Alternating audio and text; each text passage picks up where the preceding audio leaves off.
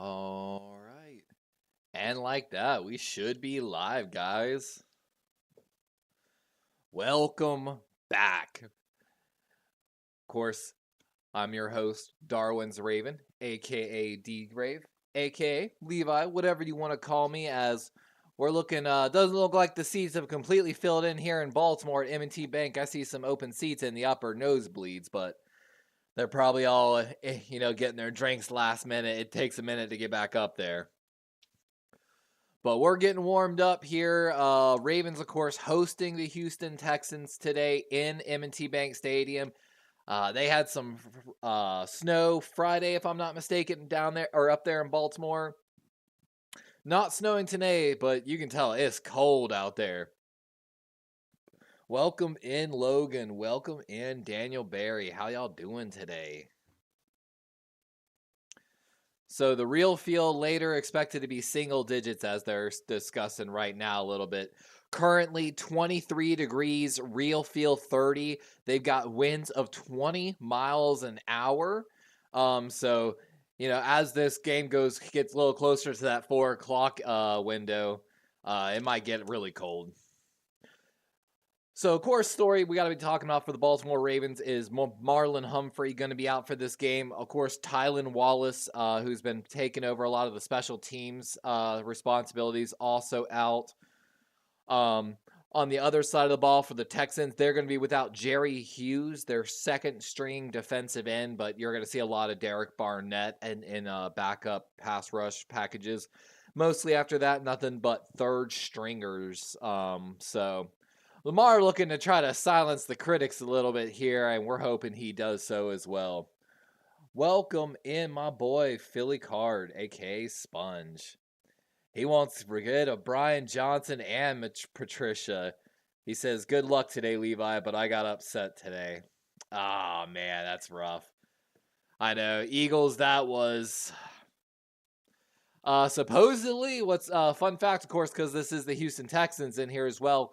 Supposedly, the Houston Texans are one of the favorites if A.J. Brown leaves the Eagles this offseason, which would be a terrifying thought of Tank Dell, Nico Collins, and A.J. Brown with C.J. Stroud after a 4,000 passing yard rookie season. What up, CarCast? Yeah, Marlon Humphrey is going to be out. It's going to be rough. He was out the first matchup, too, if I'm not mistaken. He was dealing with some injuries at the beginning of the year. Ronald Darby expected to get the start on the opposite side. Of course, one of the things to talk about, Brandon Stevens, the other corner, was targeted 11 times in the week 1 matchup. So it's something we're going to be keeping an eye on a little bit. Good news, though, Kyle Hamilton says that he is back to 100%. He actually hadn't really played since the San Francisco 49er game on Christmas. So, we're excited to see him get some rest and get back in. But the Ravens have just been, of course, they talked about it earlier. The Ravens are the first team since 1970 to finish first in sacks, takeovers, and points allowed. Ardarius Washington got elevated to the roster along with Dalvin Cook. Ardarius actually played in the week 1 matchup, played really well. Actually even had one of the sacks for the Ravens defense, but then ended up having a pectoral injury. So, she's doing the squirrel. Let's go. That's cool. But Kyle Hamilton only allowed 0.48 yards per snap when lined up in the slot in pass coverage. Of course, that's first in the NFL, so banging the table for Defensive Player of the Year for him. I still think he might deserve it. The Ravens' offensive line, though, been playing lights out. So officially, now that the season has ended, Stanley and Moses finished with an average of 9.6 and 6.0% pressure allowed. Really great. The entire interior offensive line of the Ravens, Linderbaum, Sensen, and Zeitler, allowing less than 4.5%. And of course, Linderbaum, 0 sacks, 3 hits, and 499 pass snaps as the center for the Ravens. it's always a good year when you can basically say, I only even let my quarterback get hit 3 times. You know what I'm saying? CarCast, Mark Andrews is not playing. He has not actually been elevated to the roster. He is in the 21 to 28 day practice window, but he is not on the team. Philly says, newsflash, he's not leaving. You know what's funny is I told a lot of y'all that Kirk Cousins might be going to Atlanta next year, and supposedly through the rumor mill, what I've heard is that wherever Bill Belichick goes is probably where Kirk Cousins is going in free agency, with, of course, Bill getting the second interview in Atlanta, and then, of course, the Raiders going to be moving forward with Antonio Pierce. So we talked about it in this offseason a little bit and throughout the year. Kirk Cousins going to Atlanta. Look forward to it. Bill Belichick, Kirk Cousins, Bijan Robinson, Kyle Pitts, and Drake London down in Atlanta might spell trouble for the next 10 years in the NFC South. So what's up, my boy Azo? How you doing, my guy? CarCast says, ready for Nico Collins to cook you guys today.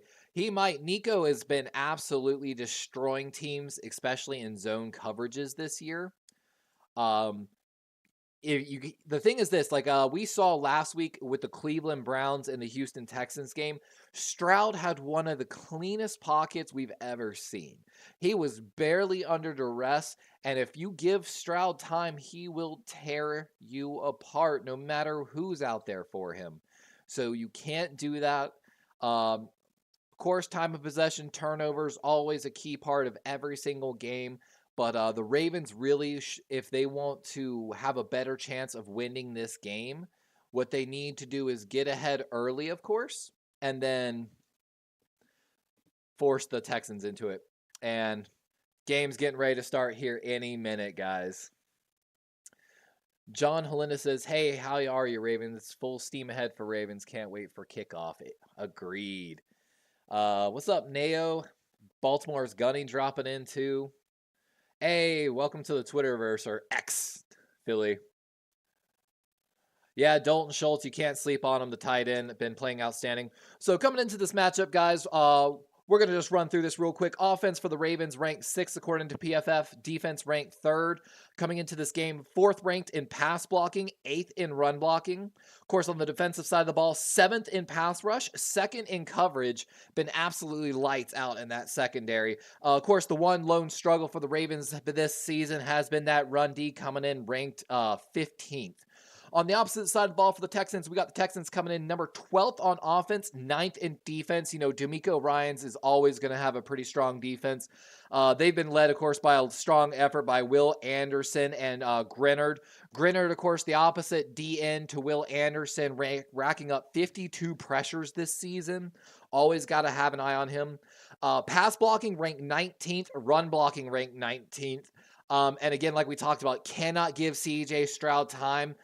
Ravens did a good job week 1. Let's see if they can continue that. Pass rush for the Texans ranking 13th, coverage ranking 6th. Of course, the big part of the secondary for the Texans being Derek Singletary Jr.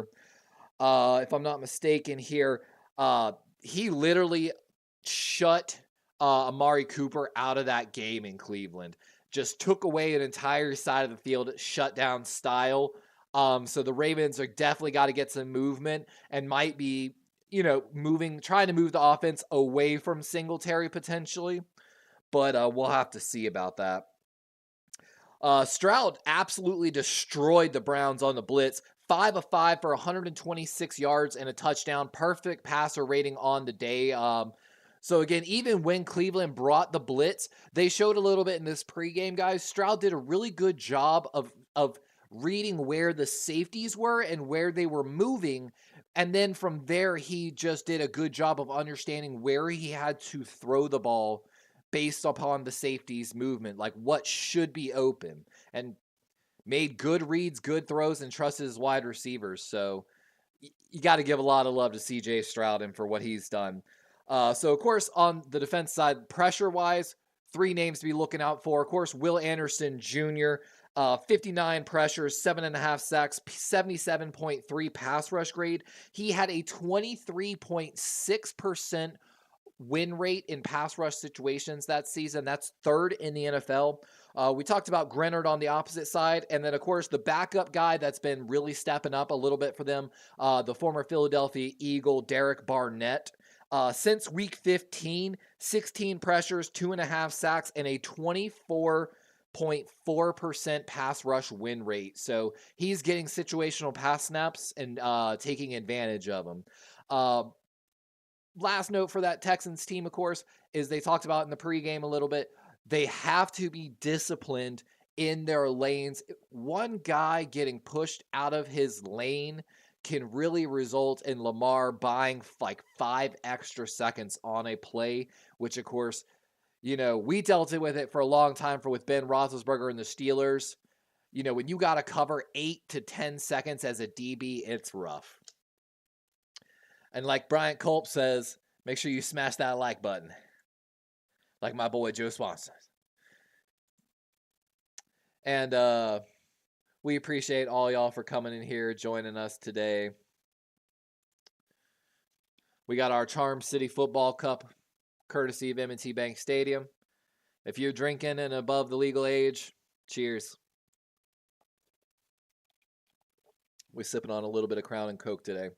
Yeah, good luck to anyone and everyone, you know, who's playing games today. I know the 49ers have the night game tonight. Oh, my gosh. Playing the Packers. You can't sleep on Jordan Love, too. I've been talking about this a little bit. I talked about it after the wild card win. Now, Jordan Love was, of course, not playing the best competition at the end of the season. Carolina, Chicago, yada, yada, yada. But 5 out of his last, 6 regular season games were some of the best PFF grades of his career. You know, he was missing little pieces here and there. Tucker Kraft, the tight end for the Packers, was part of our offensive draft special. Huge upside. Really thought it would take a little longer for him to develop. Might have been forced into some snaps early. Christian Watson, of course, their big wide receiver, missing some time as well. The Love and the Packers really have some serious potential, but man, the 49ers, they just should be the overwhelming favorites in that game. But as we showed, it can be anyone's game. It's playoff time. It's one game at a time mentality, and turnovers are killers. So let's get it done. I'm really excited to see who's going to get the ball to start here. We're still waiting for it officially. What up, Ultimate? And again, good luck to all y'all. My heart's so torn because I got so many Packer fans and friends, you know what I'm saying? But of course, I love all y'all. It's rough. It's rough, you know what I'm saying?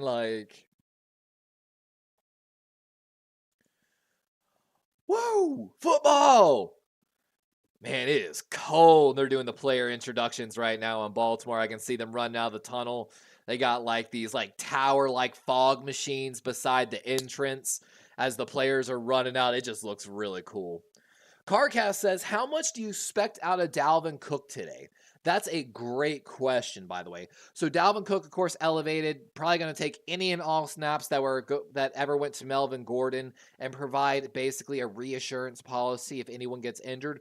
We still expect majority of the snaps to go to Gus Edwards and Justice Hill. However, Harbaugh learned after Keaton Mitchell, of course, had that huge 110-yard game, whatever. Then the subsequent gamer only got 3 touches. He heard it from the flock about that and from everybody. And so it's definitely, you're going to see that approach of whoever is running the best is going to get the carries. That's a real luxury when you have all 3 backs that can run all 3 different ways. Of course, Gus and Dalvin will be competing more for some of those interior runs and maybe those pass blocking, where they're picking up someone, maybe especially if there's someone coming up A gap because they're just bigger. But I think Dalvin has such great potential as a blocker out of the backfield as well. Honestly, realistically, we'll probably only see like 5 carries for Dalvin, but you never know, right? It's actually, I went and got a cut the other day, and I was talking to my barber. I found a new barber who's a Baltimore fan in my area, so we were having, some fun chats, and we were talking about betting on the games, and I was like, oh man, if you could find a long shot bet on like Dalvin Cook, a touchdown, as part of a parlay or something like combo, it might be worth taking that wild shot on it, to be honest with you. Like, I got this weird, deep gut feeling, but, I'm not really a betting man here on the channel, so. I'm enjoying my drink like this baby wishes it could enjoy that beer. Will be forever one of the best and cutest meme gifts. And again, if you're here today, guys, like my boy says, you've chosen wisely, my friends.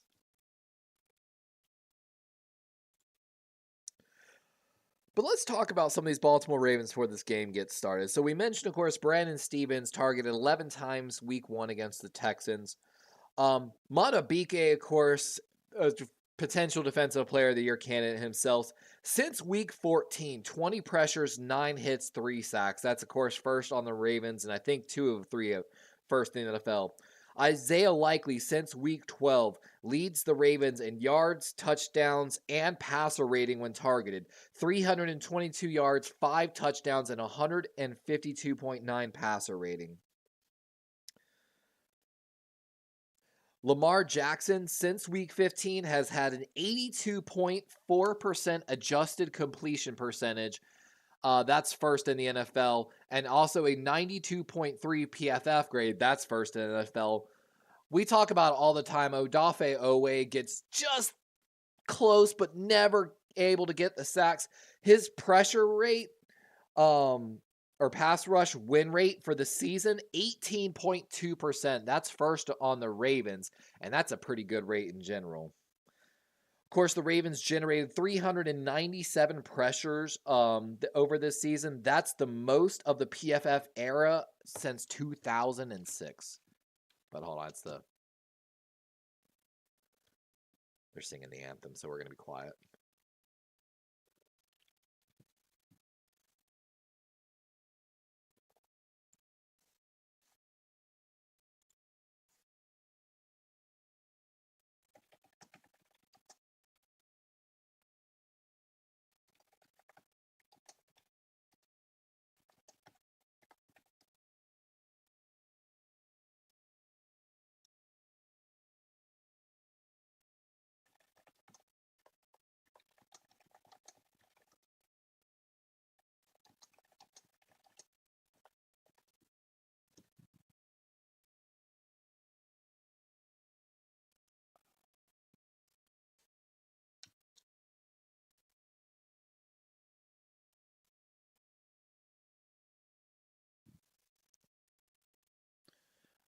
Oh, that's dope. They got A-10 Thunderbolts flying over M&T Bank. Sorry.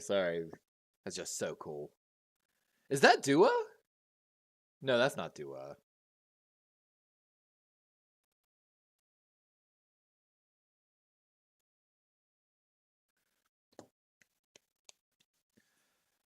Let's go, guys. It's officially football time. Oh, those A-10 Thunderbolts flying overhead. That's growing up, guys. Like, I always wanted, I grew up prepping military my entire life. I love the Warthogs. This gun's so powerful. Let's build an entire plane around it. Like, oh, that was just dope. But the first score, that's definitely going to be rough. Let me see here. Azo said, can we get your hot take on the first score? Who and how many? It really could come down to, honestly, who gets the ball first to who scores first. I'm hoping the Ravens will somehow get the ball to start the second half, make a quick 3-and-out stop, and then score quickly to get ahead. The thing is this, if they score quickly, it'll be Zay. But if they push downfield and then score, it'll be Isaiah or OBJ. But like I said, it's going to come down to, can we generate pressure on CJ Stroud like we did in week 1? The Ravens did it in a bunch of different ways, sometimes not bringing more than 4 pass rushers. And like we talked about, CJ Stroud dominated the Browns when they blitzed. So they've got to get pressure in innovative ways, which Mike McDonald's known for, thankfully. What up, David Corona? What up? We got Bryant Culp joining us in here as well. What up, guys? Again, good luck to y'all tonight as well. Azo says, hey, do me a favor when you can and check your Discord messages for me. Heard, my guy.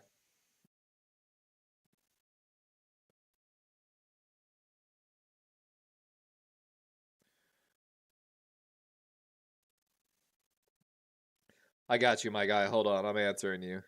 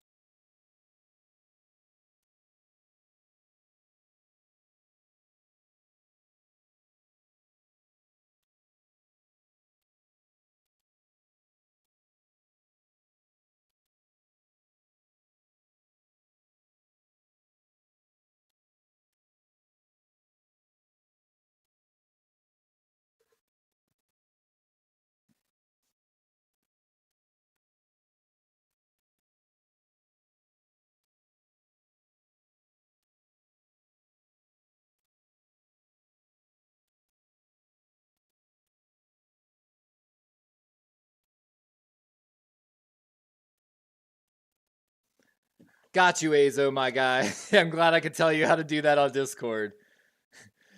Azo asking me how to watch the game. And looks like, yes, Ravens won the toss. They will defer, meaning we're going to see CJ Stroud and their offense out here first.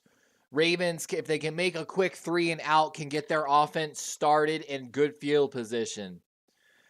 Looks like we've got a packed stadium here at M&T Bank Stadium, as the wind takes the ball off the tee, so Tucker having to reset it. Again, 20-mile-per-hour winds. Real feel is like single digits, 3 or 4 degrees with the wind chill.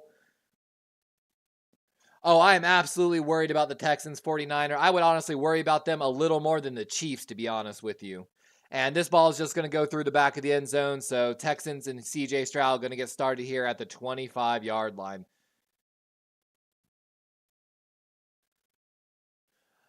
Yeah, like a 49er Ultimate Report, like we talked about, CJ Stroud, if he gets time, will tear you apart, and that's what he did to the Cleveland Browns. Steve-O says, I thought the Ravens all the way, but watching Harbaugh on sideline, I got a bad feeling. Oh, don't tell me that, Steve-O.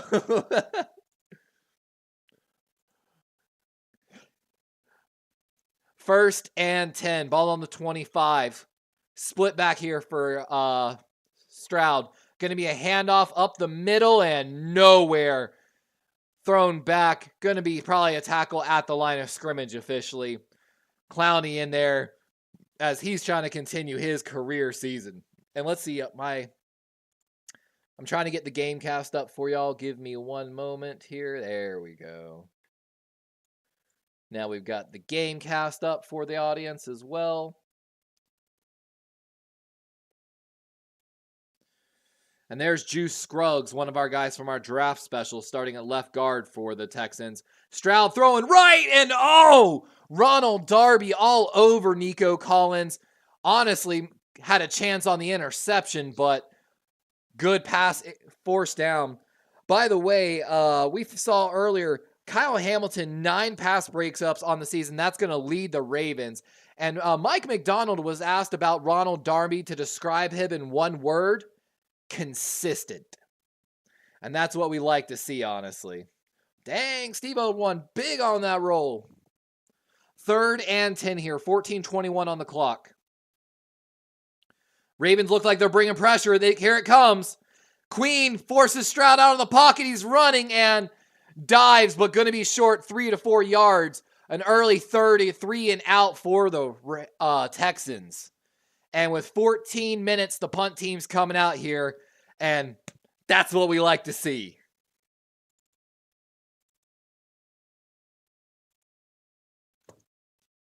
My boy PQ.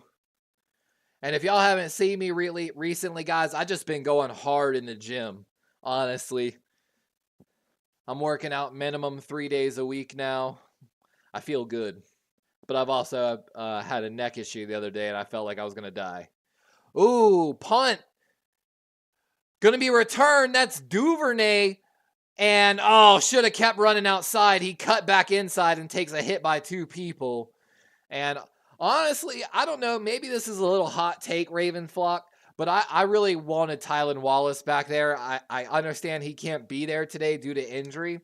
But I think he's honestly giving way better effort and just looks faster on those returns than DuVernay does. But here we go. Lamar Jackson coming out here for the first drive. Again, since week 15, basically been playing number 1 in the NFL. Hill the back for the Ravens. Ricard lined up left, motioning right. It's going to be a quarterback keeper, and Lamar just kind of skirting about 5 yards up the middle. And let me explain something, Raven flock, why that run was so important. That run is going to be probably designed into the rest of this game plan. Look for a lot of looks that are going to play on that fake, because you saw Lamar run it inside there. Watch for Lamar to bounce that outside. He's going to give it at least probably in the next drive. He's going to hand that ball off instead of running it himself. And then the next time, we're going to see him bounce it outside. 2nd and 6 after the run. Throw over the middle. That's to Zay, and a first down for the Ravens. 12:45 on the clock. Of course, Zay having himself one hell of a year. Took Torrey Smith's yard and reception record for Ravens rookies. And just continuing.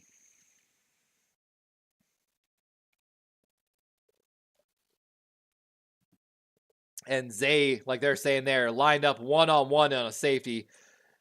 Just a little, kind of like what we call a jerk route, except he went outside, then inside on it. Likely moving into the slot. Toss play going right. That's Hill, the back for the Ravens, and tripped up. Only going to be a gain of maybe a yard. Going to bring up 2nd and 9 as D'Amico Ryan's got his play sheet looks different. There's nothing on the back. It's like a blank sheet on one side and then his plays on the other. So I wonder what that's all about.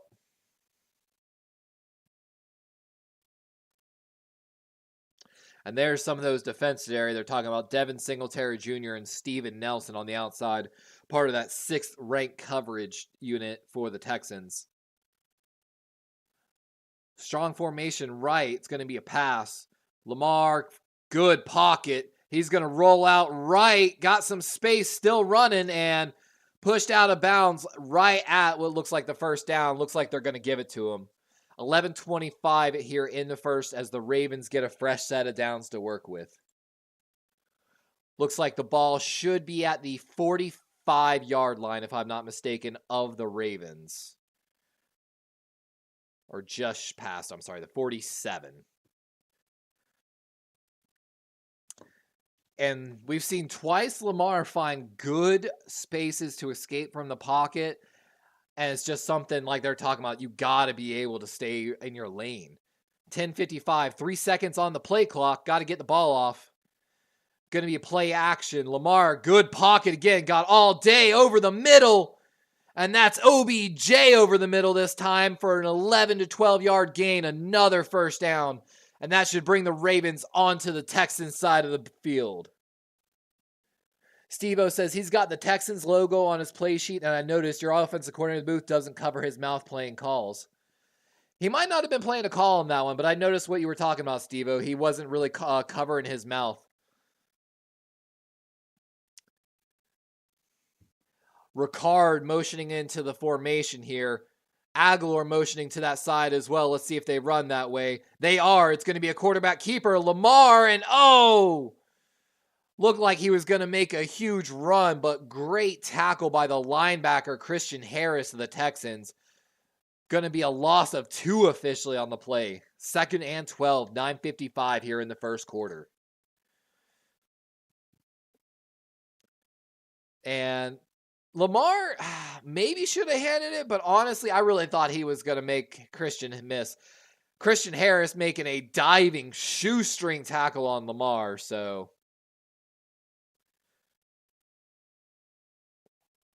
Ball on the 44-yard line of the Texans. Lamar getting blitz, gets it off, and that's got to be. How are you not going to call pass interference on that? There's a ref staring at that. That was a horrible call. The defensive back all over Gus Edwards, and Harbaugh having a little bit of a word right there, I feel like. And the Ravens fans in the stadium just got a second look at it. And they're booing the refs right now, understandably so. That was a bad missed call. Todd Monken right there in the booth talking about it too, it looks like. Texans look like they're bringing a blitz on 3rd and 12. Let's see if they do. Here it comes. Lamar going to the right side. He's got Bateman, and he's going to be short about 4 yards, though. And that's Steven Nelson for the Texans with a tackle. And I'm guessing that's Tucker coming out.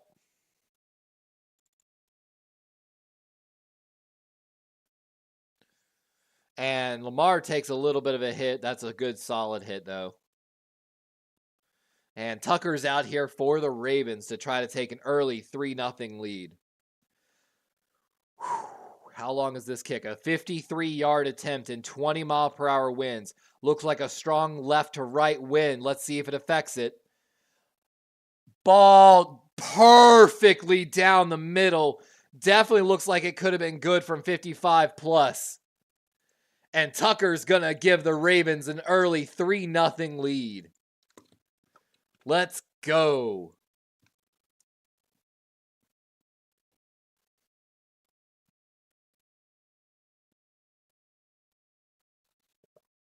And there's 8:36 here left in the first when the Texans come back out.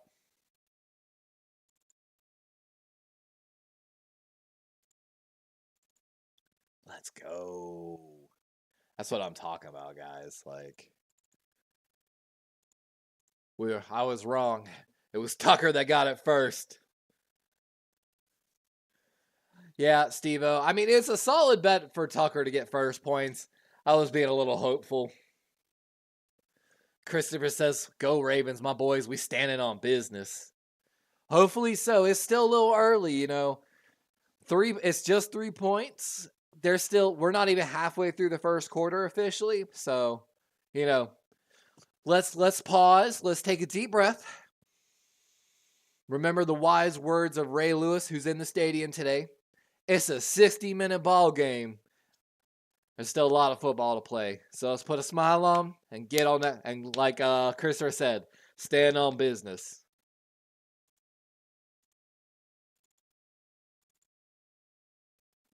Is anyone else weirdly excited for the Super Bowl commercials, or is it just me? Christopher says you can see they coming out safe to warm Lamar up. Yup. And that's definitely the right call. Don't force, any bad throws right now. Just take the good field position. Take the easy points if you can get them. These postseason games and usually coming down to those last few points, and that 3 points might come up critical at the end of the game. We'll have to wait and see, if it does. Of course, that was a horribly missed call there on the officials on that second down throw to Gus Edwards. Gus came out of the backfield, was working left to right. And the defensive back, maybe he tripped. I would love to see the replay of it, but just all over Gus before the ball's even close. And Gus literally just sitting there like standing looking at the ref with his hands up, and the ref just staring at him.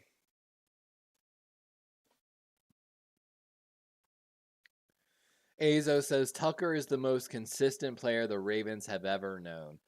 You know, I think Matt Stover and Sam Cook would give him good runs for their money. But, you know, just in general, the special teams for the Ravens has been lights out since the franchise came into existence. You know, Lewis at least had some inconsistency. He had injuries, you know. He might have got carried a little bit in that Super Bowl run. Or at least in the Super Bowl, I should say, not the run. In the run, he was having like 15 tackles a game. Like, he was lights out. Oh, wow. Third rookie quarterback and head coach to win a playoff game. Harbaugh and Flacco, Sanchez and Ryan, and Stroud and Ryan. That's elite company, man. And I definitely would argue Stroud is a lot better than someone like Mark Sanchez, so... First and hit, 10, ball to 25, play action from Stroud. He's going to get a little pressure, dumps it off to Singletary, who's able to get some good yards. Going to be a first down, 8:29. And first down for the Texans. Patrick Queen having some words, and it looks like, there we go. I thought the Texans might be picking up the pace of the offense a little bit. And there, the clock's finally ticking as well. I was wondering about that. Of course, Ravens 60 sacks this season. That ties the franchise record in 2006. Prime Sug. Ravens look like they might bring a blitz. It's a run, and it's going nowhere. That's going to be a loss of a yard.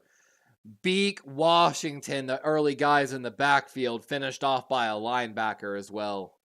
Beak continuing on his impressive year, looking to get that bag like Javon Hargrave. And Beak just already a yard or two in the backfield and just shucks a grown man like he's a high schooler. Let's watch this again. 2nd and 11. Trips right for the Texans. Quick screen going that way, and blown up again. Going to be a gain of maybe a yard or two on the play, bringing up a third and what should be maybe 8 with 7:05 on the clock. It is 3rd and 8. Officially halfway through the first quarter, guys. And Texans going no huddle, empty backfield here, trying to create some miscommunication. Tripped left formation for the Texans on the left side. Kyle Van Noy and Clowney having a little bit of a talk here. Matabike and Washington on the left side. Stunt coming for the Ravens. There's pressure as Stroud's going to flip it away. And oh my God! Singletary comes up with a great catch as Patrick Queen unable to locate the ball. And Queen having some words, with Ronald Darby on the play. Yeah, and Ronald Darby definitely was supposed to be back there in the coverage, having a miscommunication. Marlon Humphrey usually in that spot. And we've got a false start on, looks like the left tackle of the Texans. Going to back them up to the 40-yard line of the Ravens. So Texans on the Ravens side of the field after that huge play by Singletary.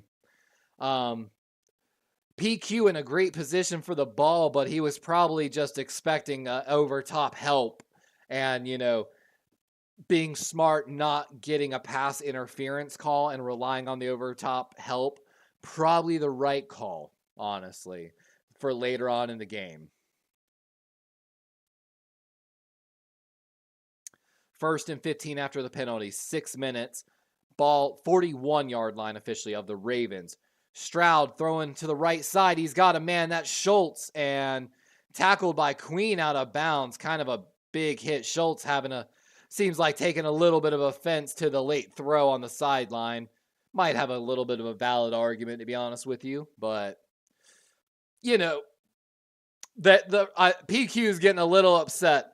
There was obvious missed pass interference for the Ravens. And then, obviously, he was a little upset on that other route as well. And Beak almost gets a big hit on Stroud on that play. So 2nd and 6. Stroud 4 of 4 for 49 yards on this drive. Perfect so far. 5:20 and ticking. Ravens look like they're bringing pressure from the slot. They are. It's a free blitzer, and that's got to be intentional grounding. All the Ravens are screaming at the ref to say intentional grounding. They still haven't thrown the flag, though. That's definitely in the pocket. No and the refs are consulting. No one in the area. Kyle Van Noy, obviously the first one to tell the refs. And this is crazy. That's obviously intentional grounding, and there are 5 refs in a circle discussing this intentional grounding call right now. And there's the flag officially. And the right tackle of the Texans having a word. And that's absolutely the right call. I can't believe it took that long to call it. Arthur Mollett, the guy blitzing on the outside for the Ravens.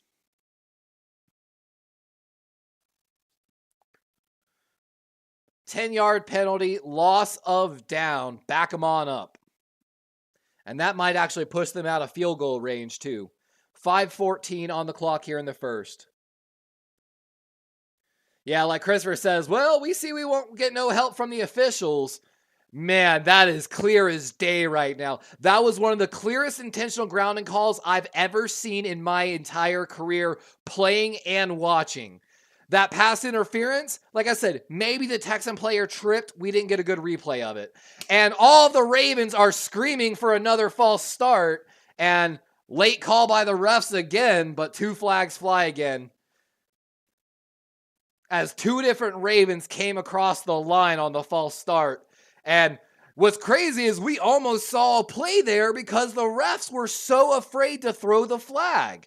This is getting crazy. And this is going to be on Shaq Mason, the right guard. And absolutely, he flinches when Travis Jones goes across to the right side, motions on the movement, and this is getting a little out of hand. 3rd and 21, ball now basically at the 50-yard line. Ravens only bringing 4, playing some zone, and they're going to get pressure on Stroud. He lops it, and it's going to be thrown out of bounds. That's the smart call as the punt team's coming out here for the Texans.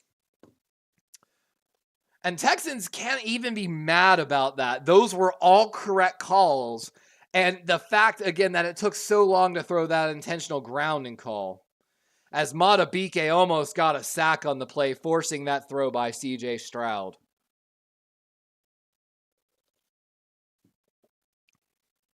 And DuVernay looks like he's back to return here. Punt is away. Ravens got some, and they're going to call for fair catch. DuVernay, fair catch at the 12, I believe. So with that, we're going to get Lamar Jackson coming out here for the second drive for the Ravens offense. Oh, I don't know about y'all guys. The way the offense for the Texans is pushing is slightly scary. But like I said, I'm also slightly terrified of how the refs are looking in this game right now. I'm about to actually look it up. Ref crew for Ravens-Texans game. I'm going to look it up.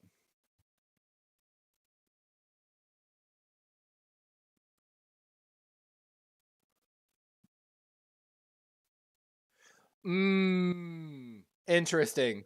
So referee John Hussey draws the Texans-Raven playoff game.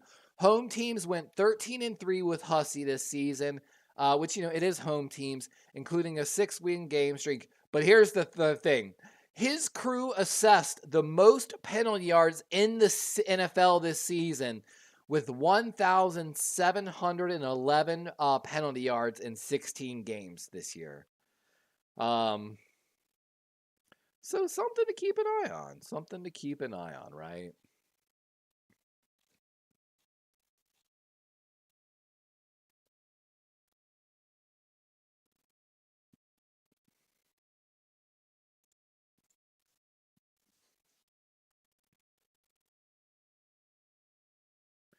Azo says, I think they were discussing whether or not they called a timeout because that's what the Texans were arguing.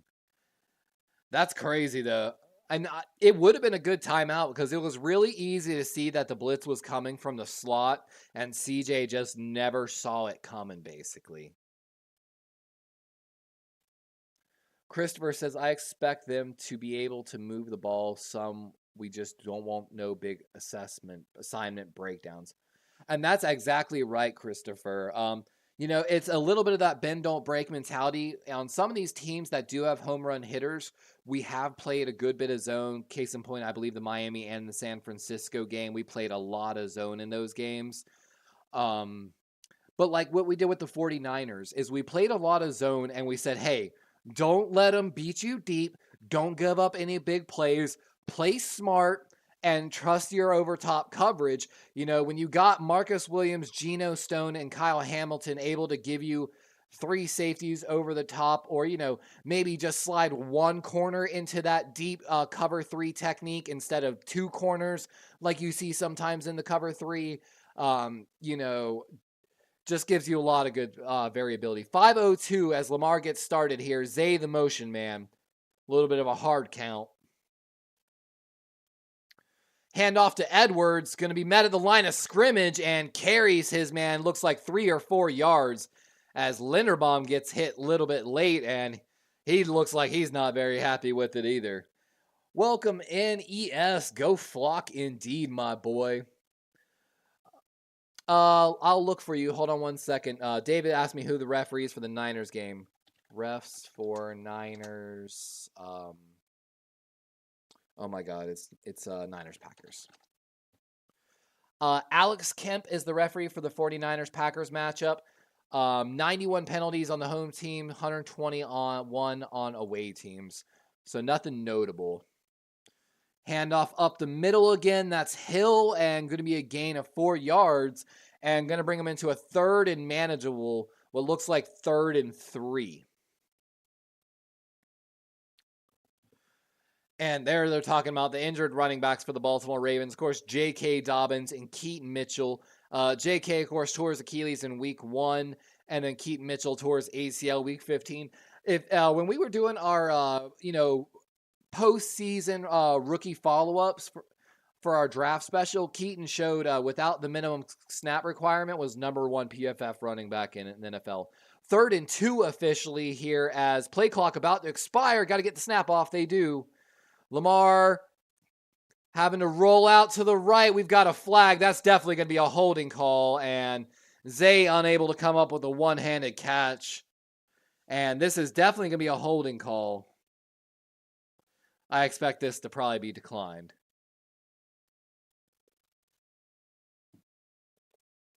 And there's John Hussey, the referee, checking in with the side judge. And penalty will be declined as punting comes out for Baltimore. And that's going to be against John Simpson, the left guard of the Ravens, who's played outstanding for the Ravens after coming in as a free agent. If I'm not mistaken, from the Raiders. Jordan Stout, of course, the punter for the Ravens out there. 3:28 on the clock here in the fourth as the punt is away. It looks like a high punt and came off weird. We've got a flag down as well. Texans look like they're marking it in their favor. They're marking... Let's see what's going on here. Might have been a tripping penalty as the Ravens gunner went down on the right side. Let's see if it is.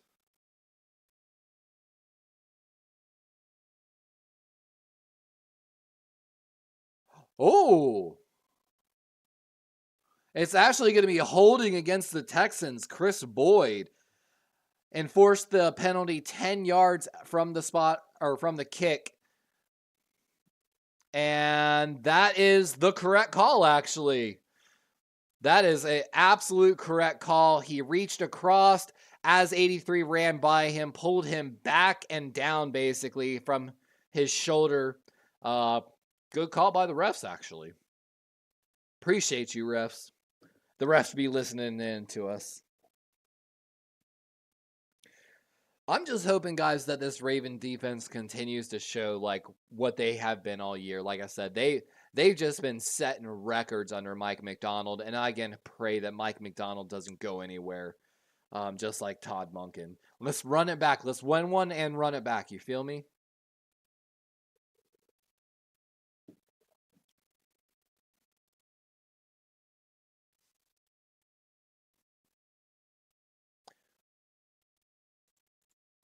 And as always, guys, we appreciate y'all for joining us here on Divisional Saturday, Ravens versus Texans at M&T Bank Stadium. If you haven't already, make sure you hit that like button. Make sure you hit that subscribe button if you enjoyed the content. The likes help with the algorithm, and of course, we're trying to always push towards that 1,000 subscriber goal here on Darwin's Raven. Of course, we're started our draft coverage as well. If I'm not mistaken, officially 12 quarterbacks to film study. For film study in the 2024 draft, we've got 12 quarterbacks, 54 running backs, 83 wide receivers, 34 tight ends, 120 offensive linemen, 106 defensive linemen, 83 edge rushers, 76 linebackers, and 117 defensive backs. I think that brings it somewhere around like 650 draft prospects we're going to be looking at. Of course, important dates to keep in mind coming up here soon. We've got the NFL Combine scheduled from February 27th through March 4th. Real action, I don't think, starts till March 1st anyway, so, don't worry about it too much. We're trying to go to the Combine as well. It's free to go to, but the hotels are a little cheaper than the draft hotels. They're actually really reasonably priced outside Lucas Oil Stadium right now in Indianapolis. However, the Combine is like at least a minimum of 4-day event, in my opinion. So it's a longer stay. The pro days are coming up somewhere around March 15th. Fun fact, the Big 12 is going to be having their first ever conference pro day this year. But all right, back to the football game. 3:22 as Stroud comes out here for their third drive.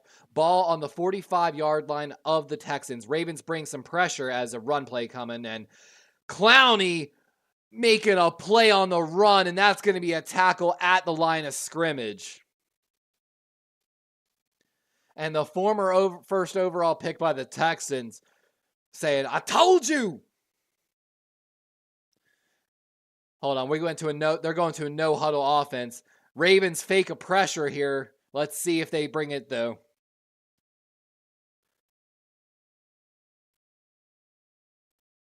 Ravens do. Stroud running to the right, gets the ball away. He had Dalton Schultz wide open. Schultz drops it and then tries to put on his best act that he was like hit or falling. 2:43, forcing now a 3rd and 10 after a big drop by the tight end.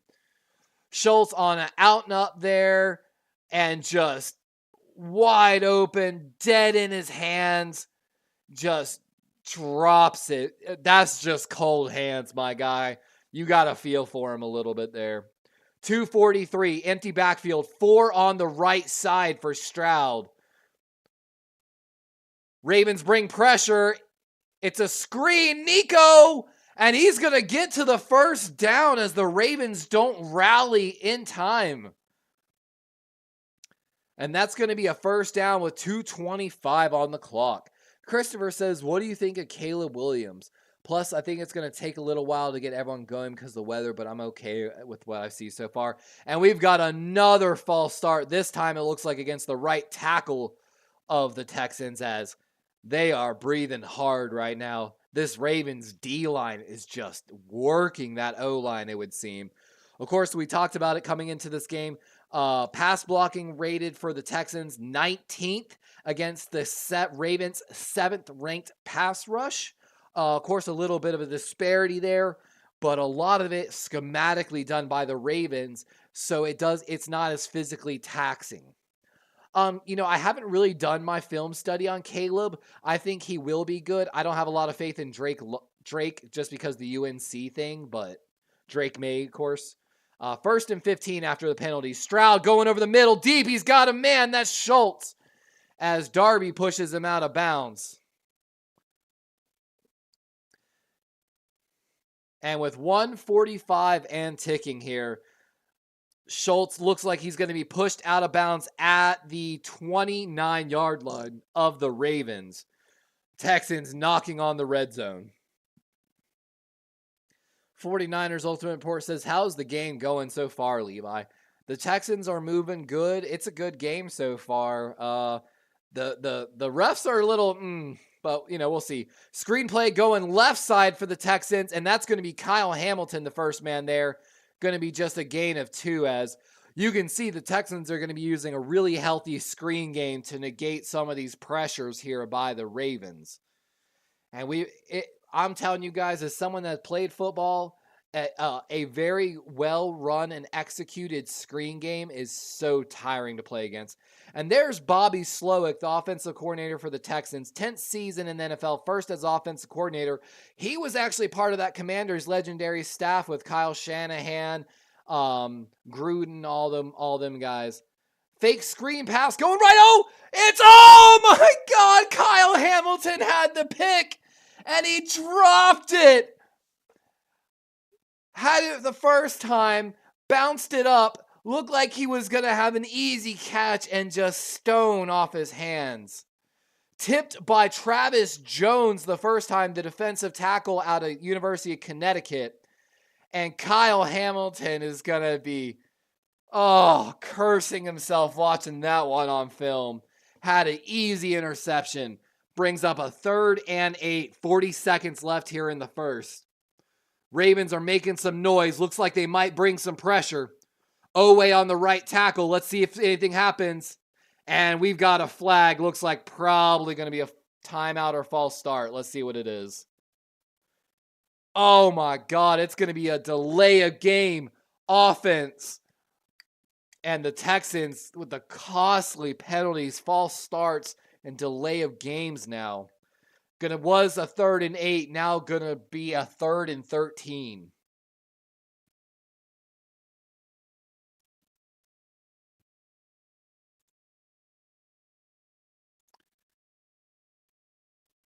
I don't know why it's deleting your messages, by the way, Ultimate.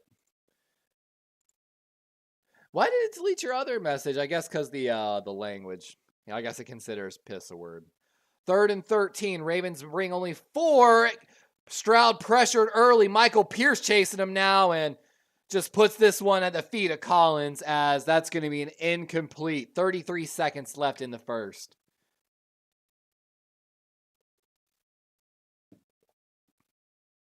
Is that the kicker for the Texans or the punter? The kicker of the Texans is coming on for a long field goal attempt. Again, 20-mile-per-hour winds in Baltimore. He's 28-29 on the season. This is a 50-yard attempt for the Texans kicker. Wind going from his left to right. Kick is up. It's good. Just inside the right upright. And we've got a tie football game here in Baltimore.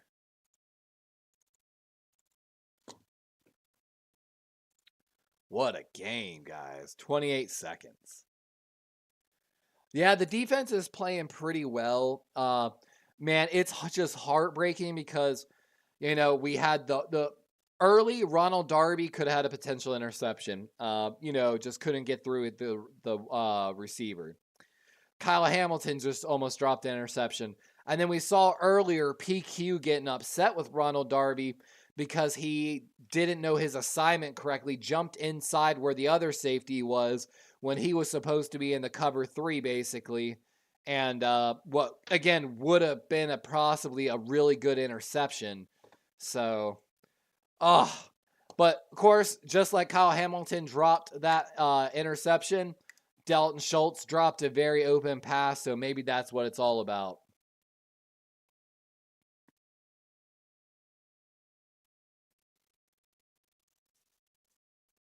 I'm going to slide off camera real quick. I'm going to take a dab, guys.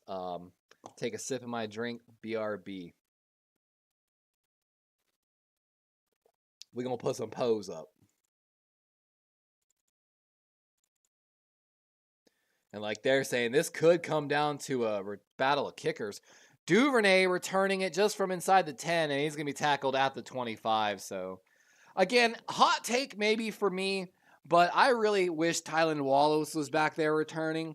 I think the Ravens would be much more dynamic. Man,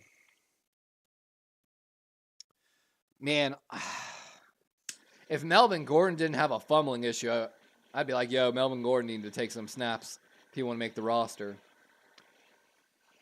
Oh, I would say our Darius Washington, but we need every corner we can get. 1st and 10 here for Lamar, 24 seconds on the clock. Zay, the man in motion. Play action. Lamar going to run up the middle. He's got all day. 20 yards and some, and he's tackled at the 50-yard line. As that's going to be about a 25-yard gain for Lamar up the middle. Lamar's just going to run this game himself. Having a little bit of fun with one of the Texans defenders. Sharing a laugh with him. Little pat on the head, like. Oh, we're going to have to refill the torch. And just like that, they're going back to commercial break because the first quarter's ended.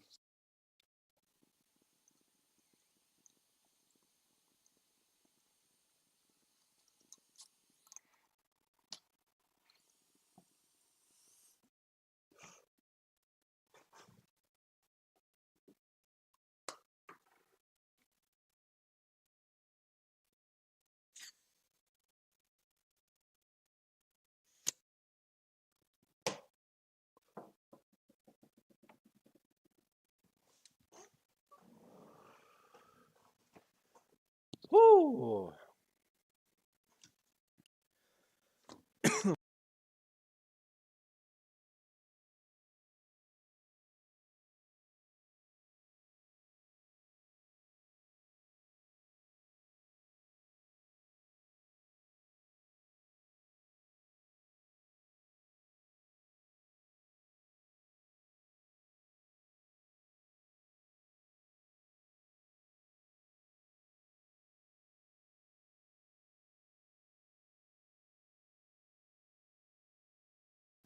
Whew. Honestly, one of the real stories, too, of this game is the fact that Tank Dell got injured and now on IR. That was a huge, huge hit for the Houston Texans. And they're a much different team without Tank and Nico out there. You could almost say Tank, Nico, and Devin Singletary are basically like the combo, just like the Rams have Puka, Cooper, and Kyron, essentially. You know what I mean? So. Christopher says, I need my defense to go down and score 7. I know, right? I want that old 2000 Ravens mindset where they're like, we try to outscore the offense. For those that don't know, the Ravens defense actually used to make bets that they could outscore the offense sometimes. Christopher says, I'm waiting to see Cook run the ball. Oh, I know, right? And why won't Lamar slide? I trust Lamar. Azo showing off one of his emojis that he gets as a member here on the channel. If you're a member here on the channel, don't forget, not only do you get a badge beside your name that slowly changes as you stay a member here on the channel, but you get access to 4 custom emojis. And as I get more followers, I can add more emojis. 1st and 10 here after the run, though. Play action left. Lamar got Edwards on the right side and going to be tackled for a loss of 1 on the play, bringing up 2nd and 11. That's Desmond King II, the defensive back for the Texans. Christopher says, I think when Cook comes in, he's going to spark the run game. He really could, and that's why I kept talking about if he runs well, we'll see like Keaton Mitchell. They will, play. It says my mic's working fine. Can everyone else hear me? 2nd and 11. Blitz looks like it's coming from the Texans. Here it comes. Lamar steps up, delivers a ball on the right side, and it's Zay making a catch on Devin Singletary Jr. for a 1st down. Let's go. Zay walking around nodding, yeah, I'm him. I'm him. And this just a deep out route. Zay doing a good job. Singletary has the outside leverage on the route. So Zay having to work from inside to outside against Devin Singletary Jr., which is no joke, and does it well on that route. 1st and 10, ball on the 38-yard line of the Texans now. Baltimore trying to get into the red zone. Going to be a handoff of the middle. That's Edwards. Strong run. And going to be a gain what looks like 8 or 9 on the play. 9 officially. 2nd and 1. 13-20 here in the second. Let me get that quarter changed up.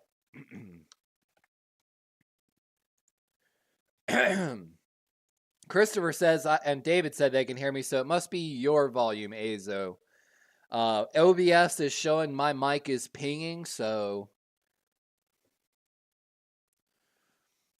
power formation here for the Ravens. Let's see if they run with it. Fake jet sweep, handoff to Edwards, and he's actually going to get tackled for a loss on the play. Going to bring up a 3rd and 2. Malik Collins, I believe the LSU man, if I'm not mistaken, with the tackle. Ravens going no huddle here. Expecting a run by Edwards. It is up the left side. 1st down and some. And that's going to be a gain what looks like 6 on the play. Of course, giving the Ravens a fresh set of downs as they close in on the Texans' red zone. 12-15 here in the second quarter. Both teams have all 3 timeouts still. Of course, the Ravens having the 5th ranked run offense according to PFF. 8th ranked run blocking going against the 14th ranked run defense today of the Texans.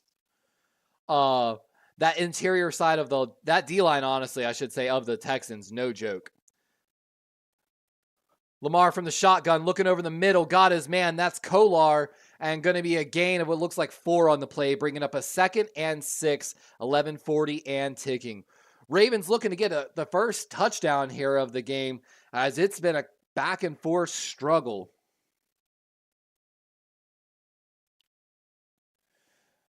John Lejay says, wow, good name. Christopher says, Raven offense looks poised. They're not trying to force anything. Exactly. Lamar's probably heard some of the criticism that he's had some bad turnover games, in his previous playoff games, but it's because they've been out of desperation, essentially, and trying to make something happen out of nothing. Play clock winding down. They might not get it off. They barely do. Handoff going left. That's Hill. And good cut, but nowhere, like half a yard gain. Bringing up a 3rd and 5 on the 10:50 here in the second. Azo says, somehow my other earbuds connected to my phone. That happens to me sometimes, honestly, when I connect my wireless headphones. Like I said, I've been working out, man. I'm trying to get big. Let's see if the arm's still not looking big yet, but it's getting there. Lamar, he's going to run. He sets up some blockers, and he's down at the 2.5-yard line. 1st and goal for the Ravens, as when he was rolling left, he saw a wide open lane and just pointed for his wide receivers to start blocking. And he escapes through that guard tackle spot on the left side. Likely and Aguilar, the blockers, down deep for him. 10 minutes here as Lamar is in a 1st and goal. Who's going to get the first touchdown for the Ravens? We were talking about it a lot. It's going to be a handoff to Edwards, and he's tackled for a loss on the play. Going to be a loss of 1. 2nd and goal. And that's the thing, guys. I love Gus Edwards. I've been a Gus the Bus fan for a long time. But as a true fan that calls it as I see it, this is the first year I've seen where I feel like Gus has lost like half a step from his previous seasons. And it pains my heart to say that. And I think it's why Dalvin Cook's here as well. Lamar with a play action, got a man on the middle. It's Aguilar! And Aguilar on the middle left side has got the first touchdown of the day and for the Ravens. Barring the PAT, 10-3 Ravens. And as you can hear, the Raven fans getting loud. Oh, they got a belt too. We got a belt too. I'm hoping to hold that belt up in February. Of course, Tucker out here for the PAT should be automatic. Texans trying something funny to try to block the kick and doesn't work, but the kick kind of does sneak in through the right upright. And Lamar, under pressure, delivers a beautiful throw to Nelson Agholor, who was coming on a crosser across the front side of the goal line. With 9:14, it's 10-3 Ravens in M&T Bank Stadium. And the thing is this, guys. I want everyone here joining us today on Darwin's Raven to think about this. This is without Marlon Humphrey. This is with Ronald Darby starting on the outside. Now, no knock on Darnold, but we already saw one miscommunication by Ronald Darby that got him yelled at by Patrick Queen. But Mike McDonald, when talking about Ronald Darby, described him as consistent. And so that's one of those ones, but to, Ronald Darby versus Marlon, I don't think anyone in the league is taking Darby over Marlon, just respect, you know what I'm saying? And we talked about, man, this Houston offense without Tank Dell is, Raven fans were very familiar with Tank. He was looked at by a lot of the scouts here in Baltimore. Basically, it was one of those bets. If the Ravens didn't walk away with Zay Flowers in the first, you could have bet they probably would have traded up ahead of the Texans to get Tank in the third. Potentially I just think he would have ended up a Raven. But I'm very happy with Zay Flowers, of course. And of course, we expect even bigger things next year out of Zay. Christopher says, as you can see, the offense is not forcing anything. I love the play calling. They're doing everything towards Lamar's strength. Lamar looks so poised, like he's feeling no pressure. I agree, my boy Christopher. Lamar looks in control. He looks poised. And so they talked about it. For those that didn't get to watch it, Lamar Jackson did an interview. What was it, with Berman? I believe Chris Berman. Talking about, that talk, all these critics, all the voices. And, Lamar talks about, he's like, man, I'll be honest. It was hard to be a leader before. I came into this locker room, and while, yes, I'm a superstar caliber player, to be able to walk around, command yourself, command the offense of men that are 7 to 10 years older than you, it's one of those ones that even young head coaches struggle with. So Lamar talked a lot about his growth as a leader and his development. And then, just Todd Monken was a great hire. We covered it a little bit in the offseason. One of the few guys we were actually kind of hoping for that was realistic for the Ravens. But great stuff, honestly. Great stuff. But it's still not over. It's only a one-score game as the Texans get the ball here. And return going right side, and he's going to get tripped up just short of the 25, so going to lose a little bit of yards. 9-10 as the Texans get started here. And the crowd's getting noisy. And the thing is this, for the Ravens flock, I want to get y'all hyped even more for next season. I want y'all to think about when Odafe Owe continues this development, because again, his 18.3% pass rush win rate is first on the Ravens team. So next year, when he goes a little further, and then David Ojabo comes back truly healthy, the terrible O's on the edge for the Ravens. Ravens look like they're bringing a blitz, little bit of a trickery play here by the Texans, jet sweep with a fake toss, and Clowney pointing, looking like there should have been a flag, but no flag on the field. 9 minutes as a pretty good run. Going to bring up second and short after a 7-yard run. Christopher says the Ravens going to start walking away from the Texans. I hope so. The basic game plan of the Ravens is this: get ahead and force the other team into very small mistakes. One turnover when you're in a close battle game is a killer. Stroud getting pressured, having to dump it off to his halfback, and what a play by Singletary. What looked like was going to be a blown up play and a loss gets a first down, and he was smiling and talking to the ref there, and the ref gave him a pat on the head as he ran back. That was weird. Actually marked him short, though, so 3rd and 1, and he's going to be short. Kyle Van Noy with a clutch tackle off the edge. 4th and 1. 7:55, and it looks like the punter's coming out for the Texans. We might be careful of a trick play here. They're trying to run this play to the weak side, and Kyle Van Noy just squeaks through the left guard. And so much credit to Kyle Van Noy and Jadeveon Clowney having career years under Mike Macdonald. And for those that don't know the story, Aiden Hutchinson and David Ajabo, who was, before his Achilles tear at his pro day, was predicted to be a top 15 pick in the draft.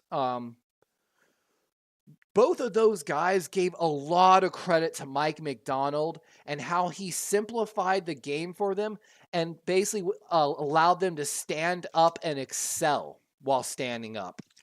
And I'm telling you guys, we're seeing it now play out with Kyle Van Noy and Jadeveon Clowney. Again, both having career years. And you know what kills me, guys? I'm like the same age as Kyle Van Noy and Jadeveon Clowney. I think they're both 32, if I'm not mistaken. I'm 33. So a small part of my heart's like, come on, man. I'm not gonna lie. Your boy every once in a while was like, man, I wonder if I could get a tryout with the XFL team like the Orlando Guardians, who are like 2 hours away from me. Cut out all the drinking, all the soda out of my diet, really fucking sure up again. Get back to that playing weight. Like I said, we joked about it on the stream before. I'm already taller and way more than basically every tight end on their roster, if I'm not mistaken. I'm pretty close to Isaiah Likely's size. Isaiah 6'4", like 230, 240, if I'm not mistaken.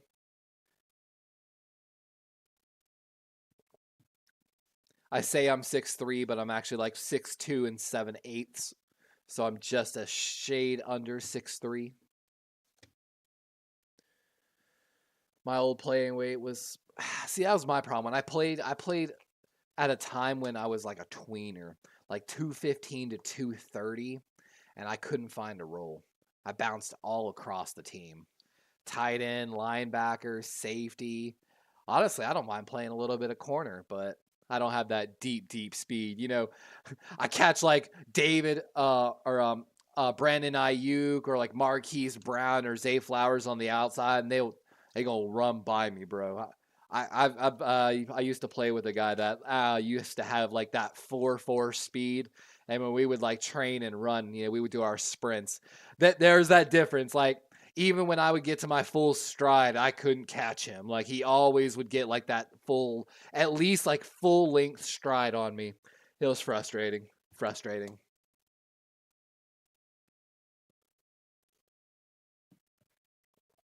But if you ever see Hayes out there for the Orlando Guardians, just know it's your boy. And I hope you're rooting for me. But all right, after the punt, Lamar Jackson coming out, he was 4-4 for 23 yards on that last drive, so perfect. Halfway through the second quarter, ball on the 22-yard line of the Ravens. I expect to see a healthy run game, but Lamar's coming out passing. And going to be sacked on the play. That's number 93, Hinish of the Texans, getting the sack. And that was just good disciplined pass rushing. Going to be a loss of 6, bringing up 2nd and 16 on the play. Christopher says, we need another touchdown. I agree, my boy. I agree.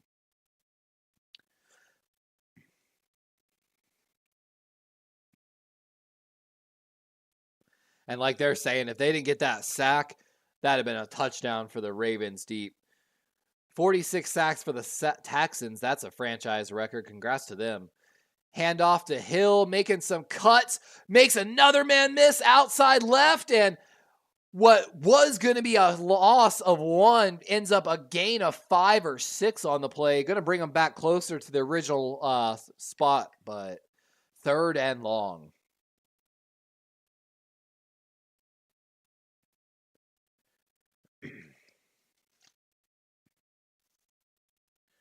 Lamar so far today, 7 of 9 for 52 yards, a touchdown, and 49 rushing yards. Just doing his thing.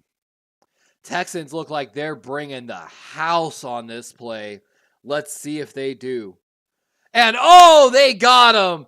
That's definitely going to be a neutrals or offsides on the defense, but Texans players are running over trying to plead their case. Let's see what it is.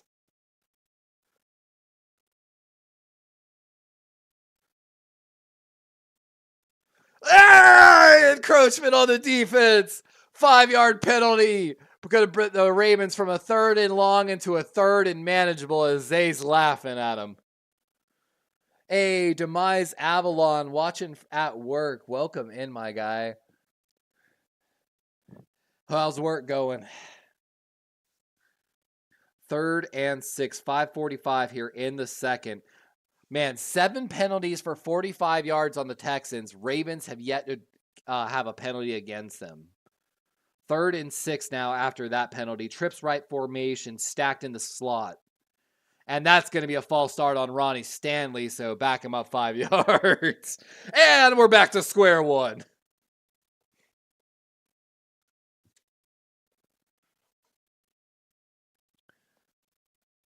No way! He just said that! The ref said false start on everyone but the center. Did that really just happen?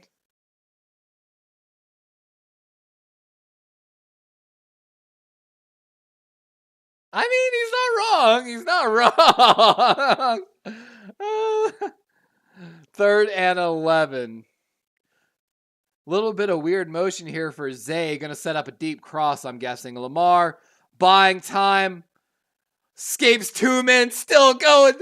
Jukes another man, but going to be tackled, and that's going to be a sack, I believe, technically. It's either a tackle at the line of scrimmage or a sack, but going to bring up a 4th and long. So punt team coming out here for the Ravens.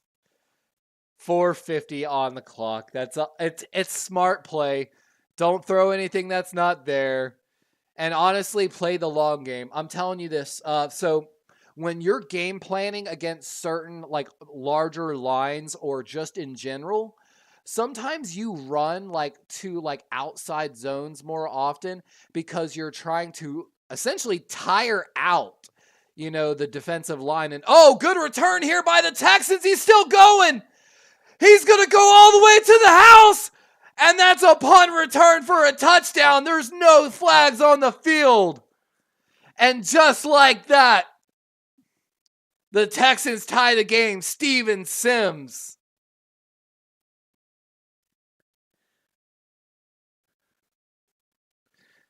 And like they're saying, just brought back up to the active roster.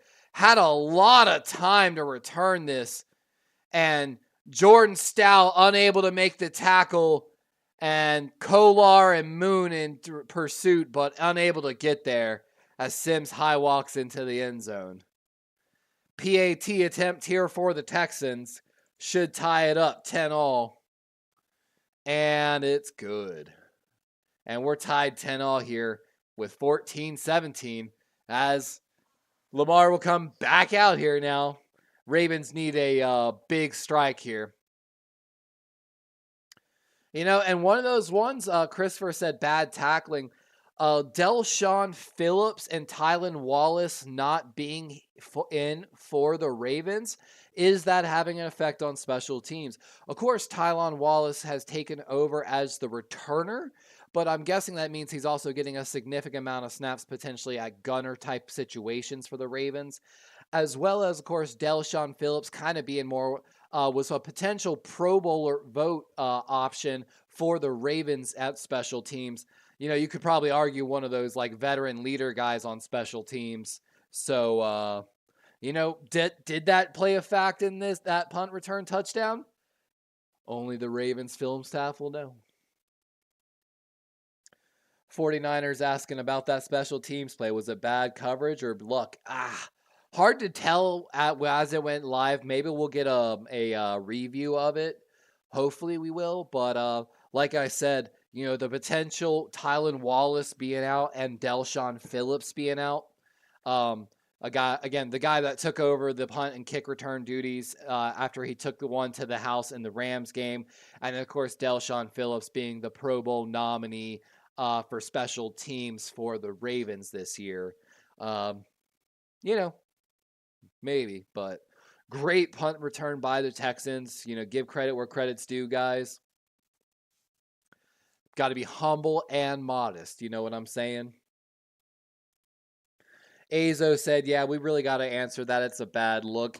You know, and other than the one punt return by Tylan Wallace, the special teams for the Ravens have not performed nearly as well this year in previous years, especially like in coverage. So it's definitely something. And the thing is this, you know, this past offseason, the special teams coordinator of the Ravens, Chris Horton, was supposedly, you know, John Harbaugh was trying to get him to get some head coach looks, you know, in interviews. Basically, Baltimore was probably trying to hope to get that extra third round pick from the hiring rule, if you know what I mean.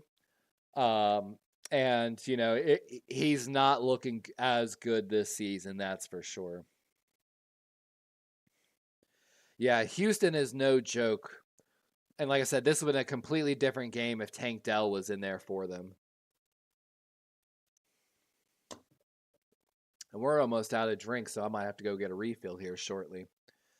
Kick away for the Texans. Looks like it's just going to go through the back of the end zone, and it does. So Ravens going to get started at the 25 with 4:17 left here. So, of course, you expect to see a 4-minute offense in this situation. You know, good pass, mix of pass and runs, but you're definitely looking to get into the end zone at a certain pace and not leave really time on the clock for the Texans to get the ball back. Ideal situation, of course, for the Ravens would be execute a perfect 4-minute offense, come away with a touchdown, which, of course, then they will get the ball back to start the second half.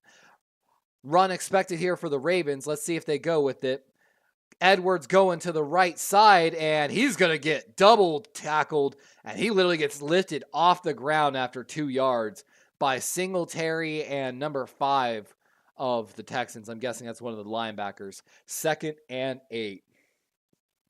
Azo says, why all the run plays? You got to establish that run game, man. You got to. This, like we talked about, the coverage unit for the Texans ranked 6th in the NFL, 13th in pass rush. When the Ravens have been passing, Lamar's been having to buy a bunch of time and run for his life. So it's just, you know, there's probably not a lot open right now. Lamar getting blitzed and gets the ball away. Gonna be close to an intentional grounding, but I think he's outside of the pocket. So no intentional grounding, but 3rd and 7 as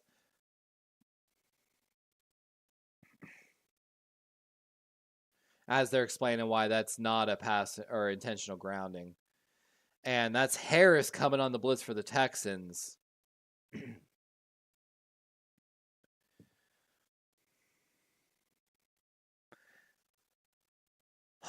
The Ravens got to get guys open. What is going on right now? 3rd and 7. 3 wide receivers out there for the Ravens. Lamar going over the middle, off the hands of Zay. 2 men in the same spot. 4th and 7. Could have been an interception off the deflected ball off Zay's hands, but let's see what was going on here.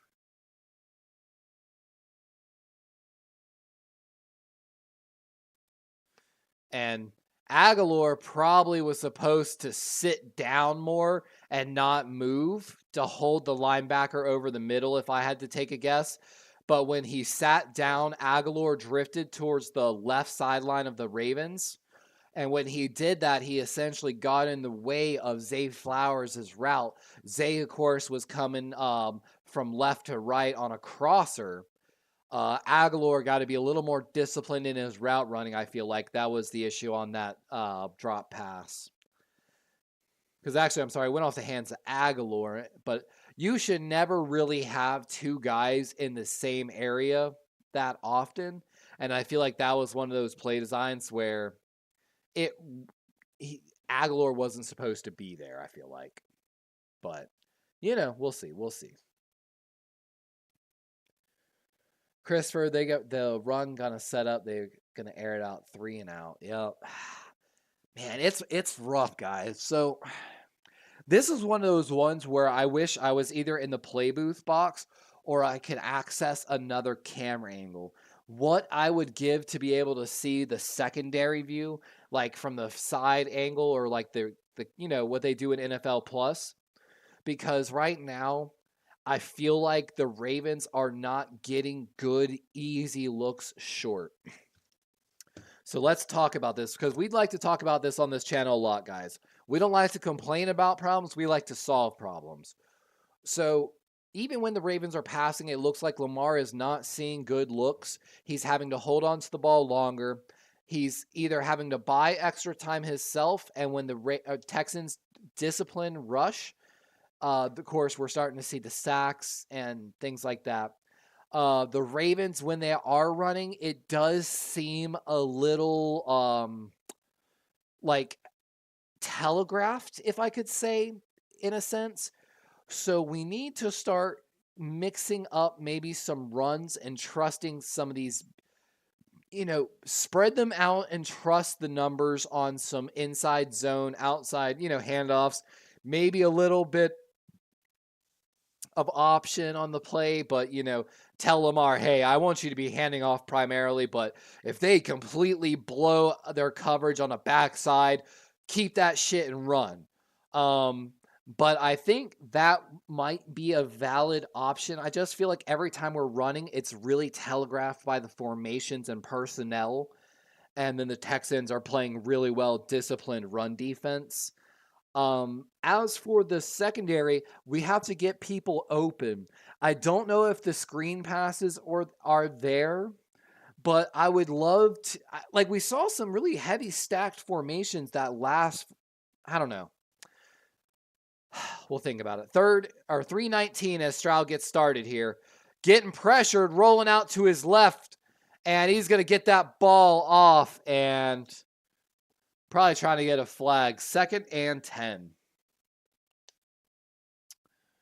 Oh, I didn't even get a bet thing open. My gosh. Let's see. Azo said, we beat them before, we'll beat them again. But yeah, these runs have been sloppy.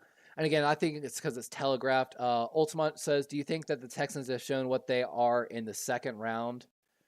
Yeah, they've shown why they're in the second round. Absolutely. The Texans are no freaking joke. Like,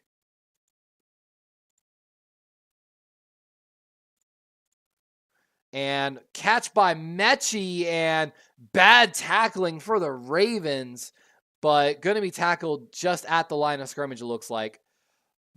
Or maybe 2. 3rd and 8.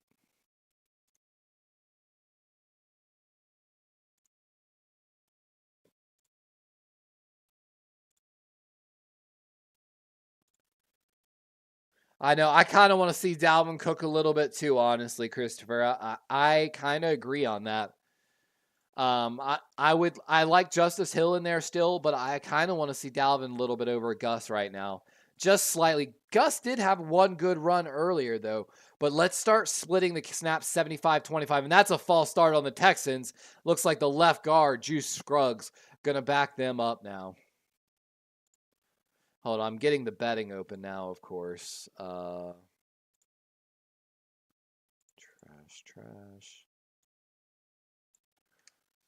Ravens, Texans. Ravens. Texans. Confirm start bet.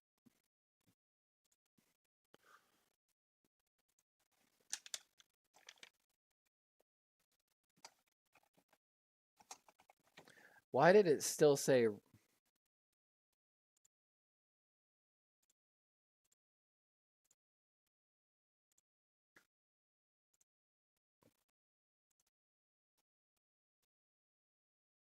There we go. We're going to get to the 2-minute offense.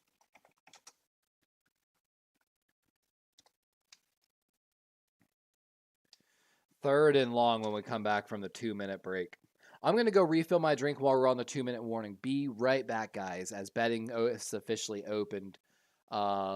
It registered your bet. It didn't register mine. Exclamation point. Bet. Ravens. 1, 2, 3. There's my bet. I'll be right back, guys.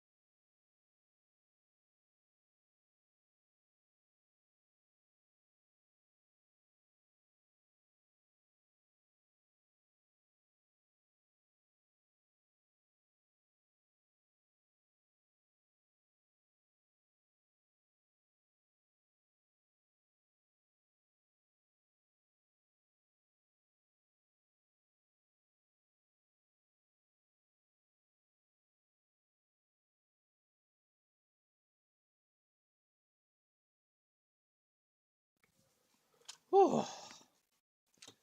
And again, if you are above the legal drinking age and enjoying an alcoholic beverage while you watch the playoffs today, cheers.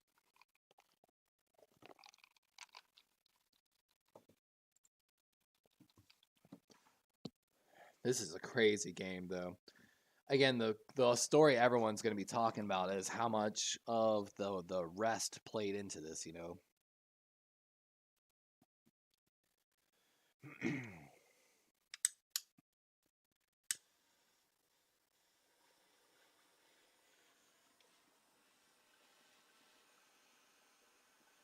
Ooh, they're talking about coaching carousel at halftime. Of course, a little bit of the recap. It's going to be a fun one, guys. The Raiders, of course, going to be sticking with Antonio Pierce. Bill Belichick getting a second interview in Atlanta. Probably going to be taking Kirk Cousins down to Atlanta with him, according to a lot of the rumors we're hearing. 3rd and 13, though, here for C.J. Stroud. Ravens only bringing 4. Stroud going deep left over the middle. He's got a man. That's Nico.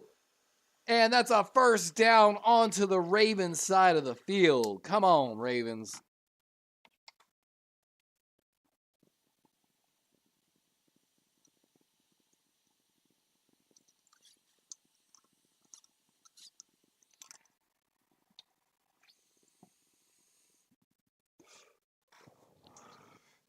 And like they're talking about, if you give C.J. Stroud time, he will tear you apart. 1:22 on the clock. Ravens bring pressure this time. Nico again, and he's down at the 30-yard line of the Ravens.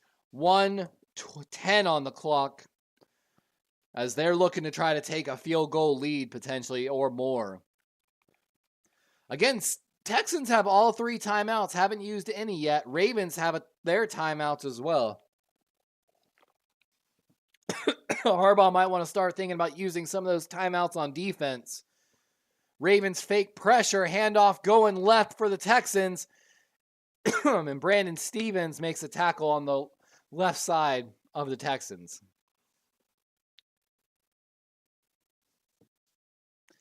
Christopher says it's also very cold outside. Again, yeah, it real feels single digits in Baltimore right now. And 46 seconds as that's going to stop the clock. 2nd and 8 here for Houston. Ravens have a plus 142 first half point differential. That's best since the 2015 Panthers. Not doing so well right now. Need an interception right here, right now. Come on, Ravens. Stroud getting pressure, rolling right. He's going to dump it off, and a little too high for his guy.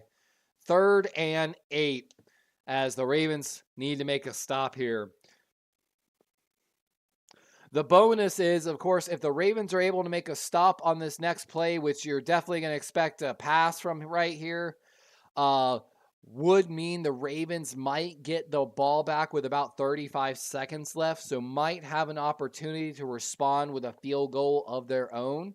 Of course, we're hoping they might be able to block a kick, but 3rd and 8, 40 seconds. Come on, Ravens.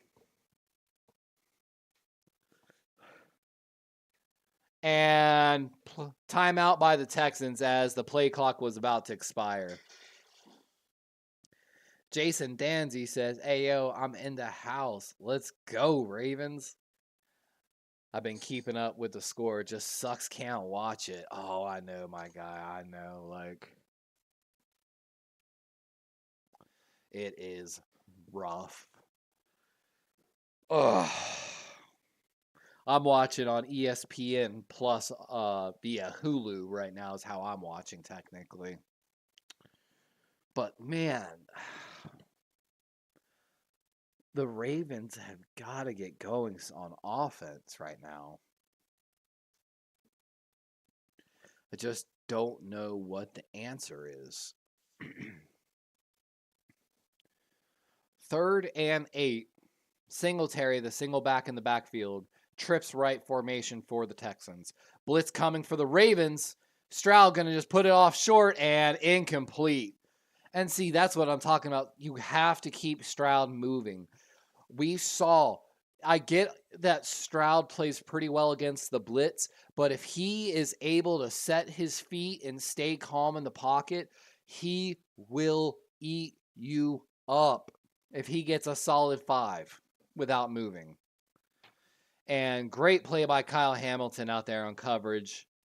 And 47-yard field goal attempt here for the Texans. Come on, get there. And it's pulling right. It misses! No good! Let's go! The Ravens are going to get the ball with good field position now. All 3 timeouts with 32 seconds left. Let's go! And man, we've been talking about it. There's 20-mile-per-hour winds today in Baltimore. Real feel is in the single digits right now. And there's the first miss of the day. Let's go.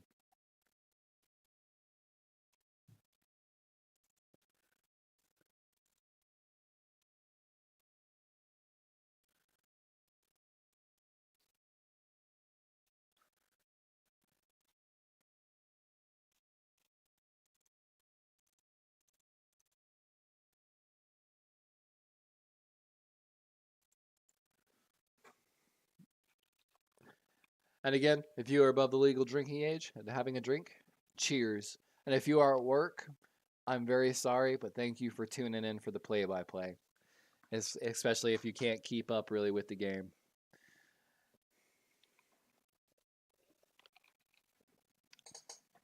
Oh, man. All right, let's get the real story here, guys. I need a real reason to put on the Lamar gif. You feel me? Like, I feel it deep in my soul. I'm going to get to play a Lamar jiggy. And I got a feeling my boy Isaiah Likely is about to make a huge play. Isaiah probably going to start on, like, if I had to make a crazy out of nowhere prediction, I think Isaiah Likely will be in line basically as an extra help chip block on whatever, side blah, blah, blah, blah, blah. I think, of course, he's going to chip. Linebackers is going to pick him up. Lamar will scramble out to create some time and space, at which point Isaiah Likely will make a very athletic grab and show why the Ravens drafted him as a yak monster out of Coastal Carolina. I have nothing to base this on other than pure desperation faith, but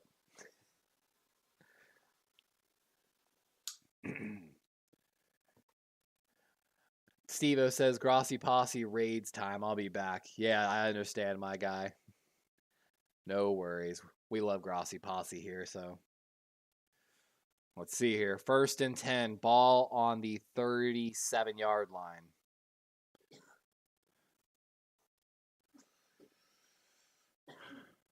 Texans pressuring Lamar, buying time, and he's going to be sacked on the play. Ravens going to burn their first timeout. They do. 24 seconds. It's going to be 2nd and long.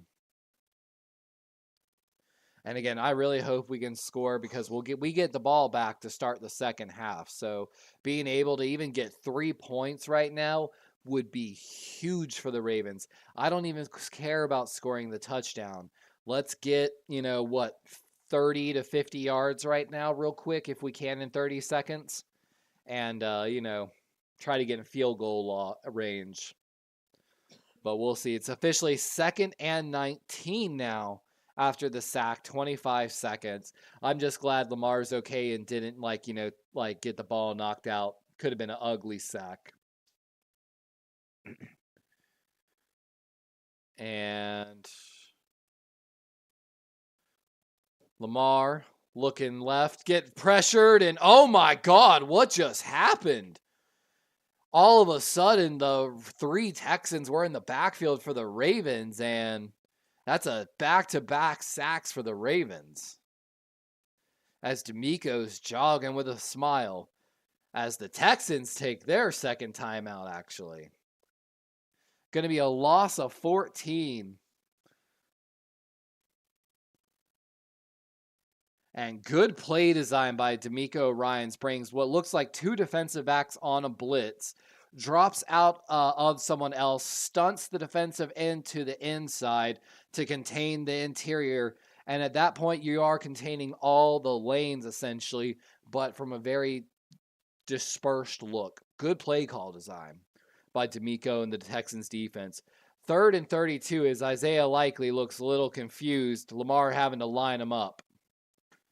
Going to be just a handoff up the middle, Isaiah Likely, and this is just going to be to, wind down the clock as Texans take their final timeout. Punt team out here for Houston, as Houston's probably hoping for another punt return touchdown, honestly, after already getting one today.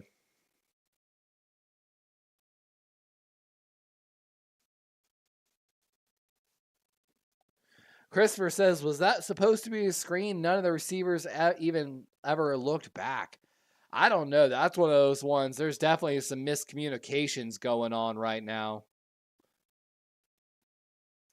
And the pass rush of the Texans doing a pretty good job. They were a little undisciplined early, but they're playing a lot more disciplined now. Of course, Jordan Stout out here for the punt. Punt away. Looks like a low. It's going to just bounce, and this is just going to be down with 5 seconds left, deep in Texans territory. So we expect, of course, the kneel coming up here for the Texans. As Lamar, of course, already heading back to the locker room, get a head start on the film. Jason says, come on, yo. Never going to see 2 run backs on the Ravens. Never have. This has definitely been an interesting story. The Ravens have just not been able to run the ball effectively. And just the passing game looks like it's getting smothered right now by the speed of the Texans secondary. And with that, guys, it's 10-10 going into halftime. Stroud 11 of 20 for 131 yards right now. Not numbers that blow you away, but honestly, pretty solid numbers for a rookie in a playoff game. That's what I would expect and want out of my rookie. I'm very interested to see because they're going to be doing the halftime report and recap of the show, I believe. And I'm hoping that they're going to give us some film review of some of those plays that we talked about, like that one of those last bad sacks on Lamar. What's been going on to the Ravens wide receivers. Have Devin Singletary, like we saw earlier, that deep catch by even Zay Flowers. Singletary was all over him. Good coverage. Just Zay made a great move from out or inside to outside when Singletary had the outside leverage,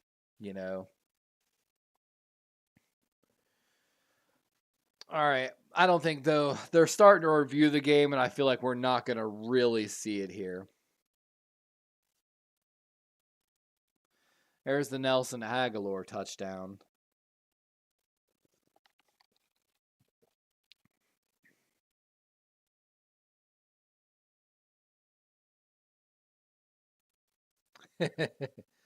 They're loving Christian Harris, the former Bama linebacker for the Texans, been all over the field.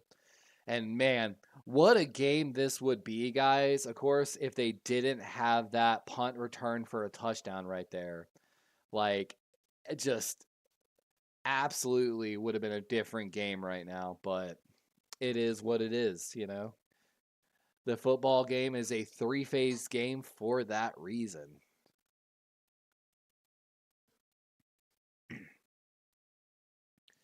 Second half starts in 11 minutes, 10 seconds officially.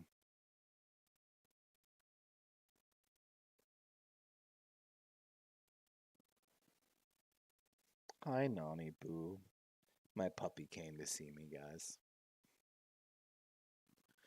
CJ Stroud, like we said, 11 of 20 for 131 yards. Lamar Jackson, 7 of 11 for 52 yards, a touchdown, and 50 rushing yards. So, Lamar playing smart and within his lines, but the 7-11 doesn't really tell the tale because a lot of the 50 rushing yards, I feel like, came on pass drops where he was dropping back to pass, but just there was nothing open, so he ran for it, which is the correct thing to do, but eventually you got to find some guys open somewhere.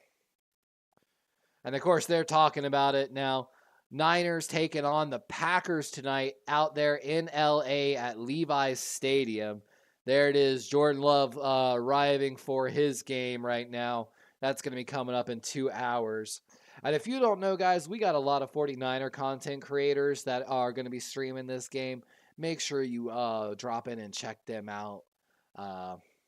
If you guys are still in chat, make sure you drop your name and let everybody know who you are. There's just so many to name. Just don't drop your link because my thing will get mad at you. Hey, we got Cade Lane dropping in, our second member here on the channel. How you doing, my guy? How you doing, my guy, Cade? Can't talk today right now.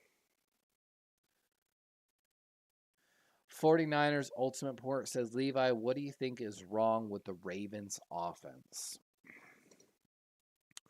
Well, again, the run is not getting there. The run seemed, in my opinion, like a little too telegraphed, if you know what I mean.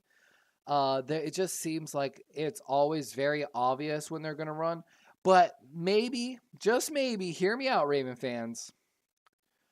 I'm hoping that we're going to see maybe a healthier dose out of play action.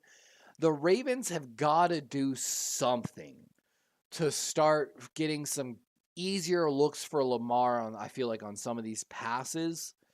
Todd Monken has been called a chameleon for how he runs this offense. I'm hoping that he spent the first half probing. I have a weird, hear me out. Hear me out. When it's playoff time, and again, it's one and done. Sometimes I don't mind being down at halftime.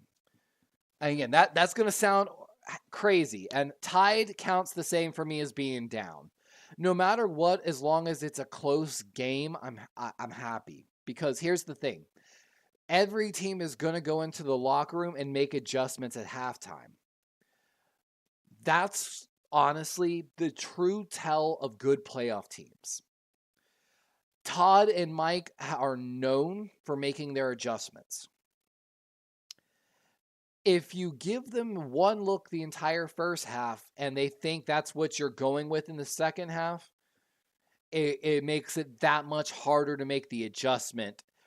And of course, if you're tied, close, or just down by a little, it pays off in the end. The Ravens did a good job of it in their Super Bowl run with Flacco. I wish I would have been streaming during that time. But we'll see, Jason says, hey, yo, halftime bake time. Time to smoke up and get ready for a second half. I know, right? Cade playing some gambling. Cade says he was hoping for a better game. Man, I'm not going to lie. I really was too. I really was hoping that I knew the Texans were good. I knew this was probably going to be a closer game than I wanted it to be. But there was, of course, that deep down hope in me, that hope that maybe the Ravens would be able to come out here and, blow this game out kind of like week one in a sense. But of course, this is a completely different team than when we met them week one. And as they're talking about right there, guys, Bill Belichick completed his second interview of Friday with the Falcons. And a lot of the whispers is wherever Bill Belichick signs as a head coach, Kirk Cousins will follow him in free agency from the Vikings. So keep an eye on that super hard.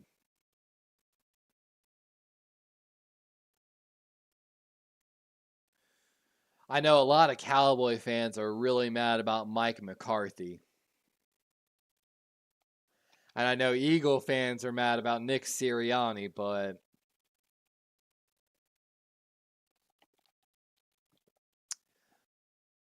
I think Nick Sirianni is an overreaction, to be honest with you. However, I will admit that I think Shane Steichen leading that team was a huge loss for them. I was a huge Shane Steichen fan in the offseason when, of course, we were in our offensive coordinator search. And, of course, Harbaugh's future wasn't 100% certain yet either. But 4:50 here left in halftime before we get back. Oh, look at that rolling massager. That looks the chirp. 100% change like you've never felt before.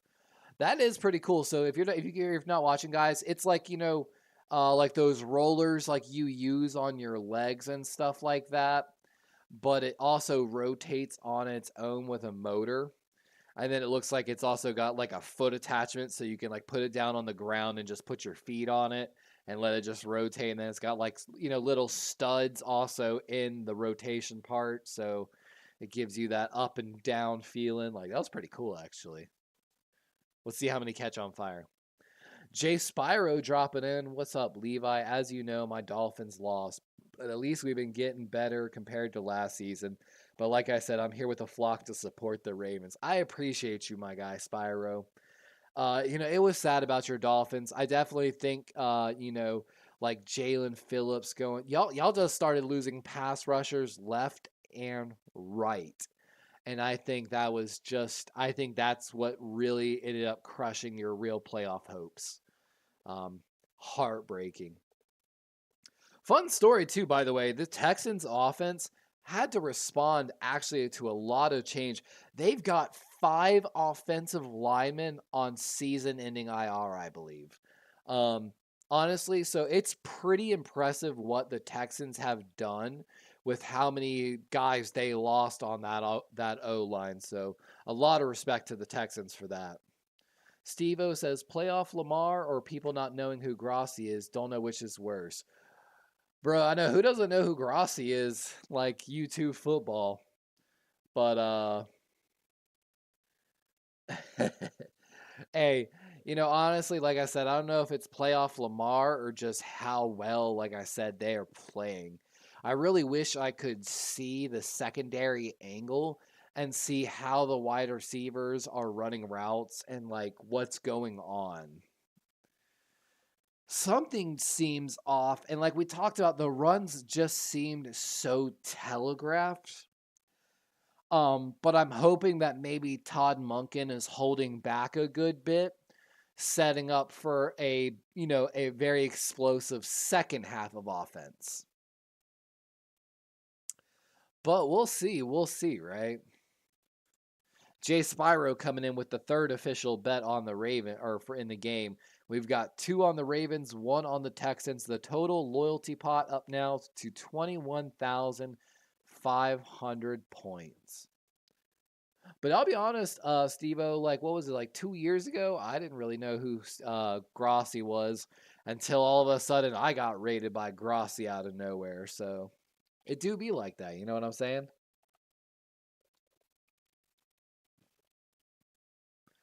Can we get back to football already?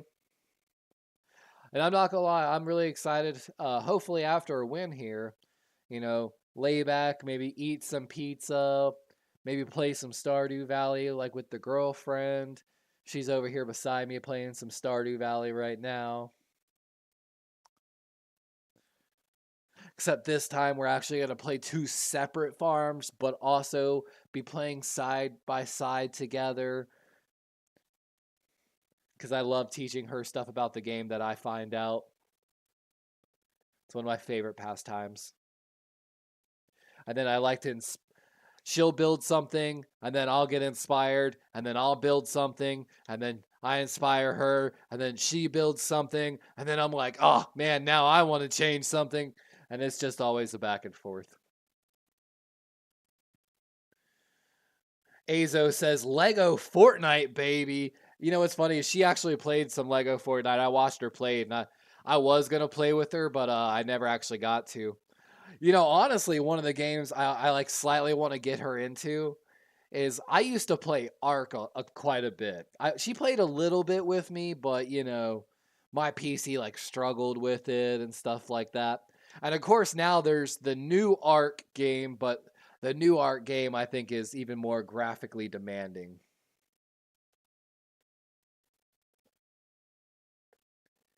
Steve-O says now he on Rich Eisen, Pat McAfee nominated Fan of the Year. Yeah, I saw Grossi got the Fan of the Year from ESPN and all that. Like, Grossi's having one crazy past few years, honestly. But he really does put in the work, so it be like that, Jason says, I also remember hearing a head coach they got off other plays and they wanted to try if they got in the playoffs. So I'm like, need to switch it up a little bit. Yep. Azo, yeah, and with the new updates, it'll probably turn your PC into a furnace. Exactly. See, when I used to play Azo, what I would do is I would turn my PC on, use it to run the server, and then I would go play on my Xbox, actually. DuVernay with a return. He's still going at the 40, the 45, and out of bounds at the 46 as DuVernay gets this Ravens started with some signs of life to start the second half. And Harbaugh smiling coming out of the locker room right there, I feel like a little bit. Jay Spyro says, yeah, we had 20 guys injured, including all our starters and our defense. And the weather is a big factor. I don't like when people say the Dolphins are bad because compared to others, we're not. Yeah, the Dolphins were no joke, especially when Tyreek and Waddle were both healthy. Oh my God. Crazy. 1st and 10, likely the man in motion. Lamar got a man. That's Aguilar, and across the 50-yard line, going to be a gain. It looks like 7 or 8. No way they gave him 9 yards on that.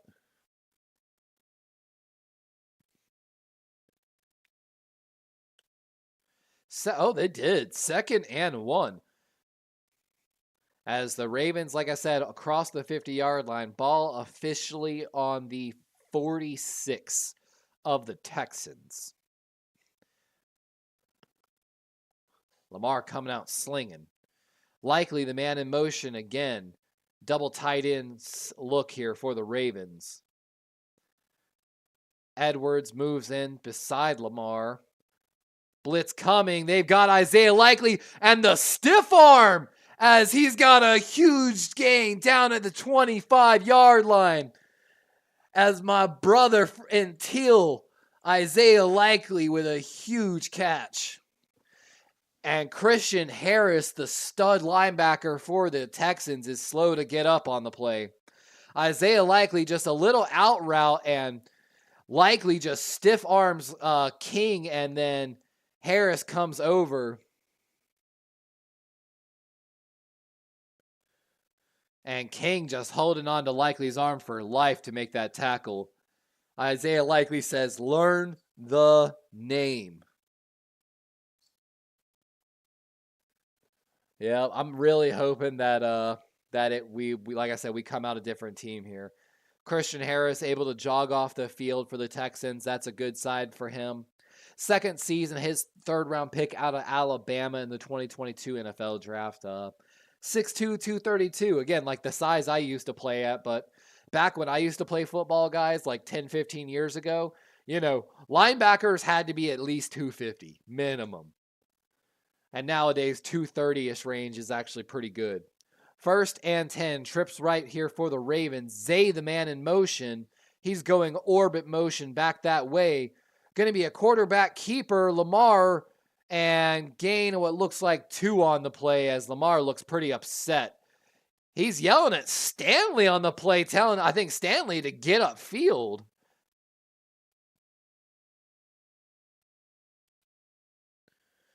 Jay Spyro said, had a neighbor bet $5K on the Dolphins to win against the Chiefs. It was a bad idea, especially since he had a Oh, that's a bad choice too, my guy. Like I'm always confident in my Ravens, but I don't know. I don't like betting, especially like stuff like that. 2nd and 7 officially. Oh, looks like they might bring a blitz. They do from the safety, and Bateman got a catch. Good catch as Nelson tries to wrangle the ball out. Fresh set of downs for the Ravens as they continue to move down the field now. 12:35 here in the third. Yeah, Steve, I don't know what happened to the duel. I apologize. Damn you, Streamlabs. And oh my God, that ball literally went through number 5's. Number 5 jumped at the line of scrimmage, the safety, and it literally went right through his hands. That's going to be a da-na-na ESPN top 10. Ricard, the man in motion, he's wide open. Lamar goes to the end zone and almost intercepted as Isaiah Likely's telling him, put the ball up, my boy. I'll go up and get it. Ricard, though, was wide open in the flat on the right side. But Lamar looked like he had a touchdown throw. Let's watch Isaiah Likely being a big target here in the second half. And Isaiah Likely basically running a post, and yeah, Lamar trying to squeeze that in, and almost a great interception by number 5, who actually just had almost had the pass batted down the line of scrimmage. 2nd and 10, ball on the 15-yard line. Lamar looking right. He's going to run. He's got the first down and some, and he's in! As the quarterback keeper up the middle is good. Touchdown, Ravens! Lamar in for the first touchdown of the second half. Barring the PAT, it's going to be a 17-10 game Ravens. Ravens with a 6-play, 55-yard drive, 2 minutes, 56 seconds off the clock.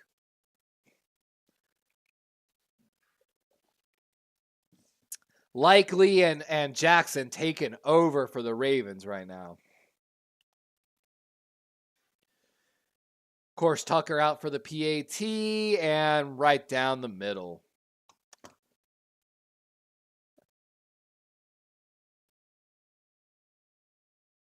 Giggity.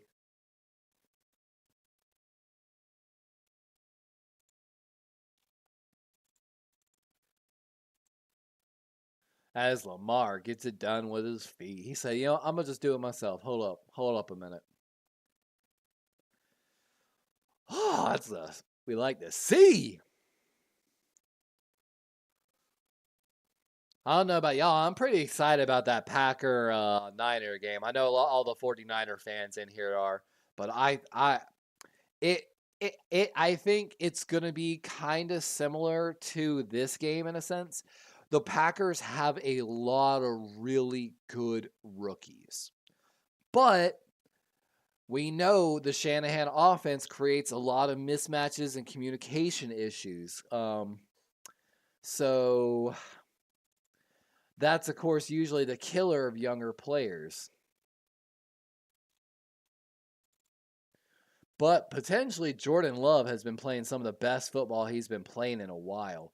But, of course, there's been a lot of talks. Has it been against subpar competition? Yes and no. Those defenses weren't pushovers by any means. Jason says, yeah, they all went to the locker room, had a halftime break time to settle down and get back. You know what's funny is I think I was watching the Jason and Travis podcast, the Kelsey podcast. And what's funny, I don't know if y'all saw the story. Supposedly it's not Kelsey. It's just Kels. But they had Jason's and Travis's father on the podcast. And they were like, yeah. He's like, I just got so tired of correcting people that I just let it be, So supposedly it's Travis Kels and Jason Kels. But even Travis was like, I don't know, Kelsey got a good ring to it. But supposedly they were talking and they asked him some question about, the NFL drug testing and cannabis. And I think Travis was like, bro, they changed it. You basically got to be a tree now to test positive. I don't know how true that is, but it would be pretty funny if it was true. Christopher says that Dolphins bet was on emotions. It was. I've told people, though, honestly, especially if Tank Dell was healthy, the Texans might be more of a playoff threat than the Kansas City Chiefs, to be honest with you. To be 100% respectful to the Texans,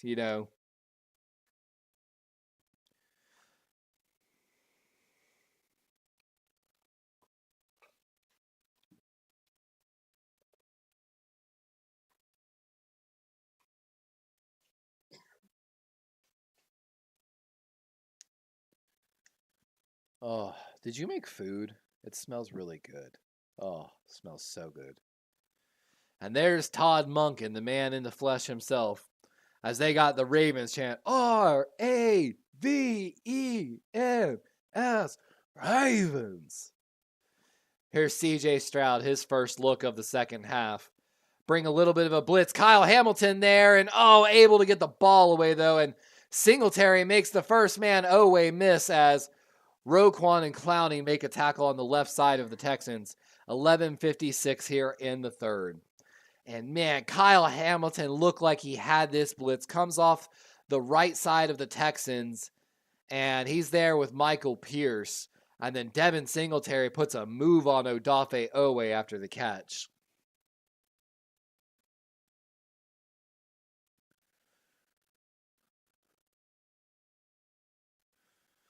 Second and 3. Motion man here, Mechie for Texans. Handoff going that way, right side. And Roquan blows up the play in the backfield. My boy RQ.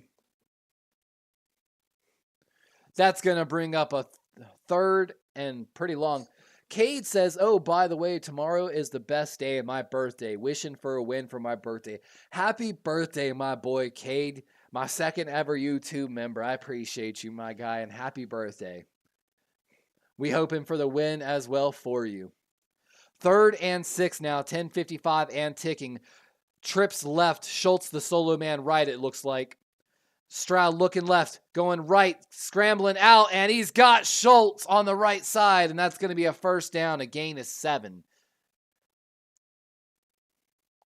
10:35 as the Texans get a fresh set of downs at about the 40-yard line of their side of the field. And Matabike delivers a pretty solid hit to Stroud as he gets that ball away. Ronald Darby seems like he's getting picked on tonight a little bit. Of course, he's getting the start with Marlon Humphrey being out. Another duo stack left, toss going that way, and nowhere. Cut back up the middle, going to be a gain of 1 yard. 10 minutes and going. Devin Singletary, 8 rushes for 6 yards. He is averaging less than a yard per run right now in today's game. Ravens are getting it done on the run defense, but seems like maybe a little bit of the pass defense, some miscommunications with Humphrey being out. And like I said, Brandon Stevens originally targeted 11 times in this game, probably because of Tank Dell, but it looks like Ronald Darby's getting picked on today. 9:25, snap away for Stroud. Clowney able to get some pressure. Stroud escaping. He's going to chuck it deep, and that time he's going to get it away. No intentional grounding, but we've got a flag. Might be a holding on the Texans. And early indications show it will be a hold offense that should back up the Texans 10, but let's see. Cade turning the big 40. Congratulations, my guy. I'm right around there myself. I'm 33. Oh, it's holding on the defense against the Ravens, against Brandon Stevens, and that's going to be an automatic first down for the Texans. Let's watch, and that's a correct call. He is wrapped up around the outside of his arm, holding him. Yeah, that's absolutely defensive holding.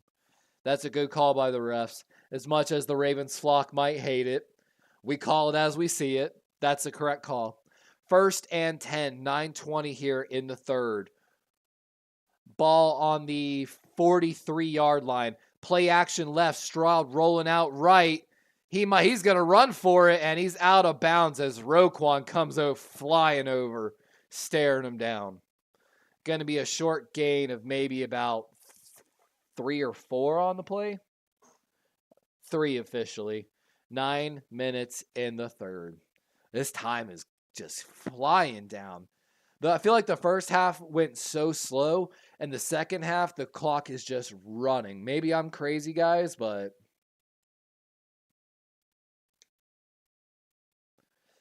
2nd and 7. Strong formation here for the Texans. Handoff going to the left side. Singletary with a good run. He's still on his feet as Roquan has to finally make a tackle way deeper than he should have. First big run. And guys, we're going to close probably betting at the start of the 4th quarter. So if you haven't got your bet in already, exclamation point bet, 1 space, either Ravens or Texans, and then like a number between like 1 and 10,000 or whatever, 10 and 10,000. And you can make your like official bet using loyalty points on who you think will win. Texans now on the Ravens side of the field with a little bit of a trick play as Hutchinson, and this is going to be blown up for a huge loss. Looks like a loss of 4 or 5 as they were going for like a jet sweep, flea flicker kind of trickery play, and it did not go anywhere. Owe, Hamilton, Gino, a lot of guys coming in to make plays there.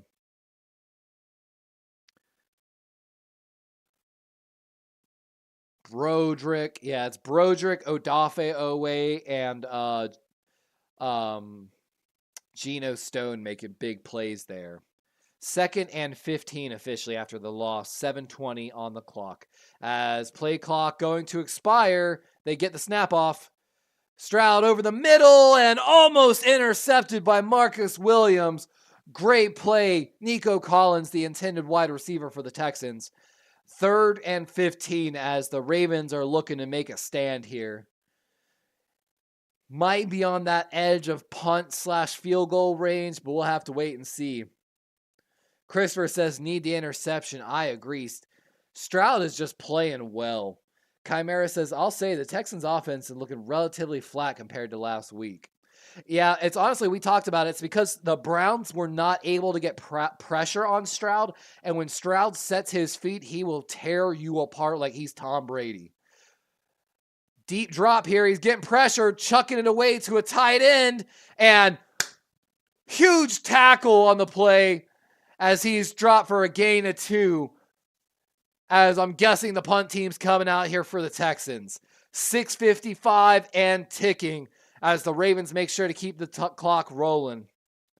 And once again, pressure by Kyle Van Noy and Justin Madubuike on the play. And Stroud obviously showing he's pretty upset. Dalton Schultz takes a big hit down low by his knees too at the end of that play. That's definitely going to hurt tomorrow. Punt away for the Texans. Low, strong one. That's probably going to the back. And it stops at the 7-yard line. Maybe might be ruled at the 6. And with that, yep, they're going to rule it at the 6-yard line. Lamar going to get his second attempt out here. And like I said, and Schultz throwing some hands after that play, talking smack with Patrick Queen. I understand Schultz probably a little mad. Patrick Queen basically came and shored him up, and then one of the safeties, might have been Geno Stone, came and literally just took out the dude's knees. It be like that. Cade says, I think it would be better if Andrews was in. What I'm excited for, Cade, is when they bring Andrews back, what I slightly would like to see to work Andrews back maybe a little slower back into the offense is actually work Andrews back in as the number 2 and make sure you have the top pre-hand. Be like, hey, you are the number 1 tight end. Let's not get it twisted. But while we're slowly rehabbing you as also part of snap management and as a respect to how well Isaiah Likely has been playing, basically have Isaiah still line up number 1 tight end. But as we're seeing Charlie Kolar out there a good bit, sub Andrews into that number 2 spot, I think it would really mess with defenses, and I think Isaiah Likely would see some really wide open looks, if you feel me. But again, maybe I'm crazy, Flock. Usually I'm pretty right on these type of things, but I've also made some bad calls over the years. You got to give credit where, when you're right, but also credit when you're wrong. Stay humble. Chimera trying to get his duel on. I need to queue up the GIF. I was trying to find it on Giphy. Get that Yu-Gi-Oh GIF. It's time to duel. My girlfriend does not appear impressed by my Yu-Gi-Oh impression. She's like, I'm just so absorbed in my game.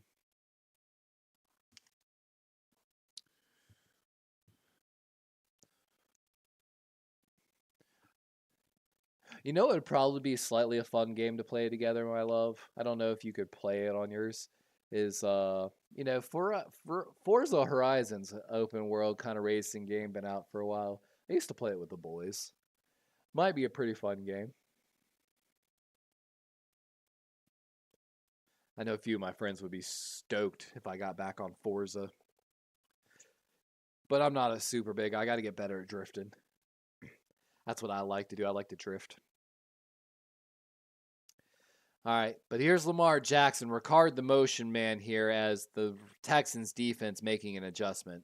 Zay motioning back the opposite way. Handoff going right. That's Edwards. Big hole, and he's down at the 9. Maybe might have got the first down. Going to rule it a 2nd and 1. 6:15 and ticking as the Ravens offense gets started here. Long field to go, but if they could the Ravens have the potential here with a long, successful offensive drive to be able to basically take the entire third quarter, with, again, less than 6 minutes left now. Edwards now 7 rushes, 30 yards, 4.3 yard average after that solid run. Looks like a run going left. It is toss play. Edwards got the first down and some, and going to be a solid gain of at least 5.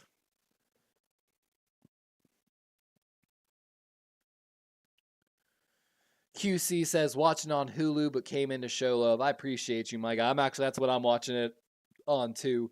Chimera says, the outcome of this game matters not. The Bills will have their revenge tomorrow. The Chiefs will kneel before the Mafia. I know, man. Honestly, the analysts have been getting on the Chiefs side so hard that I feel like they're almost being disrespectful to Josh Allen and the Bills, especially since the change in your offensive coordinator. I think the Bills might get their revenge, to be honest with you, this year. I think this might be the Bills' years for that. Lamar with all day in the pocket and got Bateman over the middle deep, and that's a huge gain. That's up to what it looks like the Ravens' 43-yard line, almost at midfield. Officially, that's a gain of 21 yards. And let's watch this. Here's that play action we were dying for in the first half. And Texans only bring 4, but the Ravens in a max protect look, basically. And Zay and Bateman, the only 2 wide receivers downfield. And great catch by Bateman, diving and rolling for it. 4:20 here in the third. Jackson looking over the middle. He's got Zay trying to make something happen, and that's going to be a gain. What looks like 4, as the Ravens are at their own 46-yard line now. 4 minutes left in the third. Officially 2nd and 5. Exactly, Christopher. If the Ravens could basically eat the entire third quarter and come away with any type of points, it is a very successful drive. And right now, they are on pace to do exactly that. They've taken half the clock out already, and they've eaten just about half the field that they needed to eat. They are exactly on pace here. Zay with another motion, handoff to Justice Hill, and that's a gain of what looks like 3 on the play. Going to bring up a 3rd and manageable. As the Ravens' run game is getting going. And that's the thing, guys. It's because the Ravens just ran some very successful play action. So now the Texans are having to respect the pass even when they have the telegraphed run look. And now the Ravens' runs, of course, we're starting to see a couple bigger runs now than we saw in the first half. This is exactly what we want to see. 3rd and 2 officially here. Big 3rd down. You've got like 9 Texans at the line. Justice Hill, he's going to be about a yard short.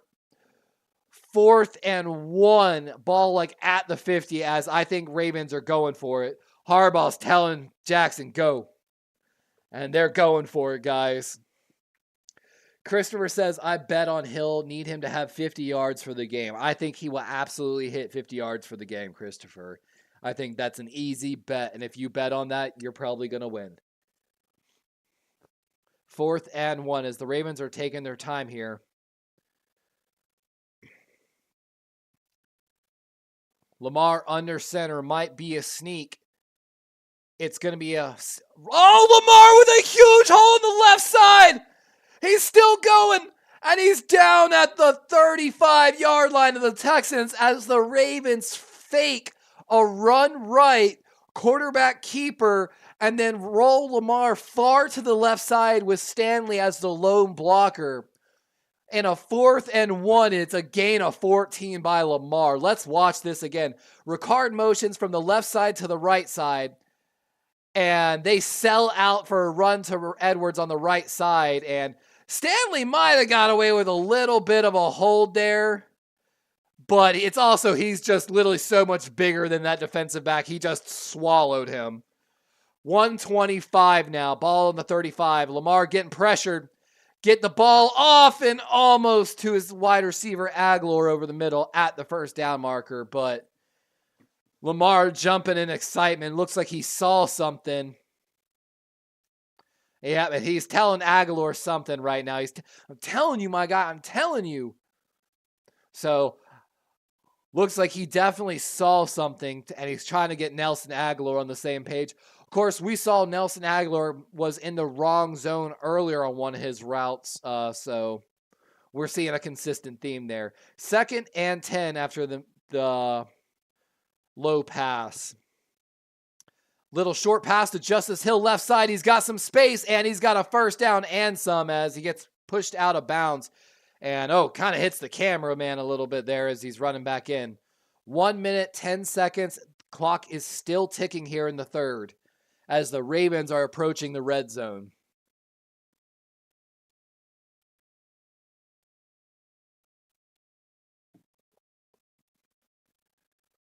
And the thing is now, guys, every team is going to have, and it looks like, what do we got going on? The refs stopped it. Looks like they're talking to someone.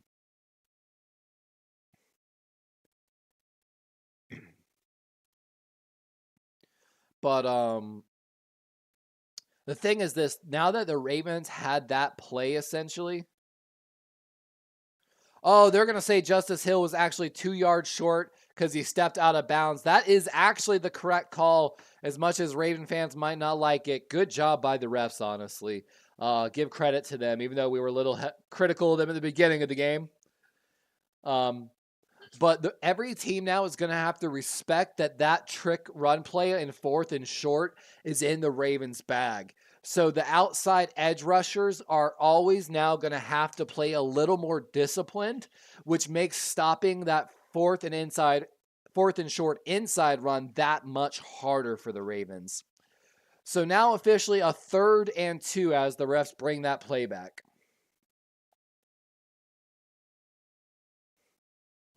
You got to do it, ES, without that thing. Just one space, but... And a little bit of confusion, it looks like, among the Ravens. 3 wide receivers. I'm sorry, one of those is Justice Hill who's motioning.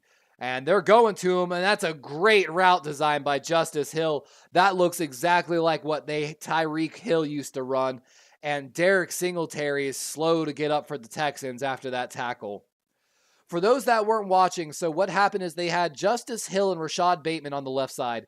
Bateman in the slot on the left side. Justice Hill motioned into like a stacked formation with Bateman being behind him, but on snap broke the ball back outside, basically almost like a little jerk screen.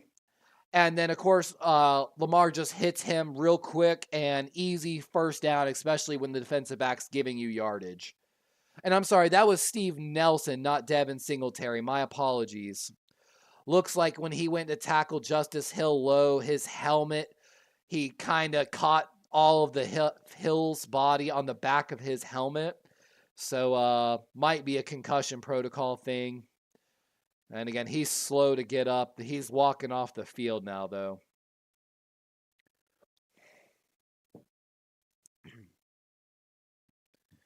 And that registered your bet. Yes, we've officially got 5 bets on the Ravens, 1 on the Texans. The official pot up now to 35,000 loyalty points.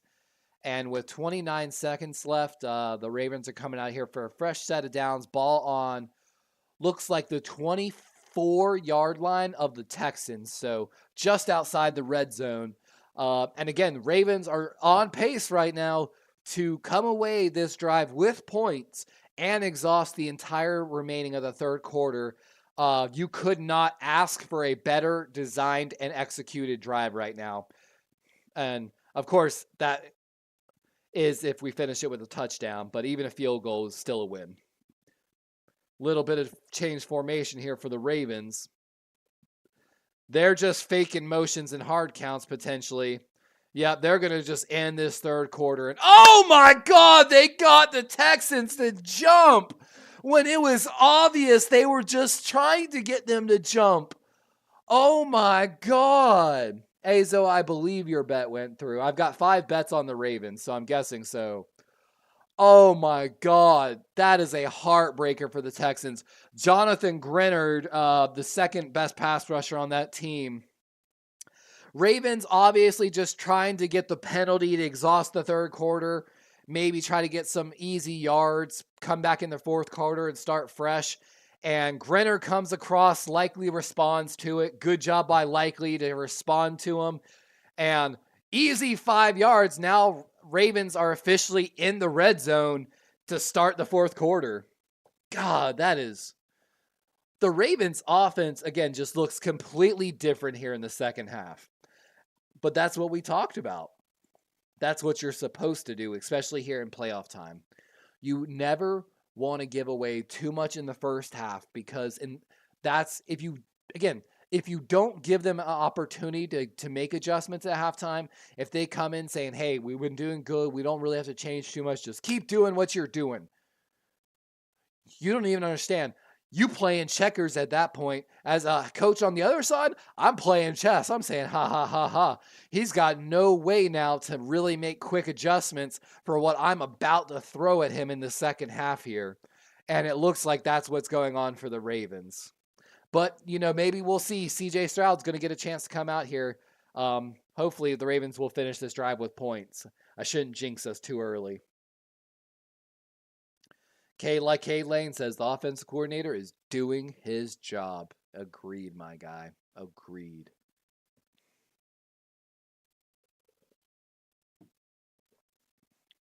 Christopher says, I think we'll see Cook run the ball fourth quarter. We might actually, especially if the Ravens are nursing a lead. Would be a great opportunity to get him a couple. Like I said, like we talked about earlier in the game, realistically, probably maybe no more than 5 snaps, to be honest with you, but we'll see.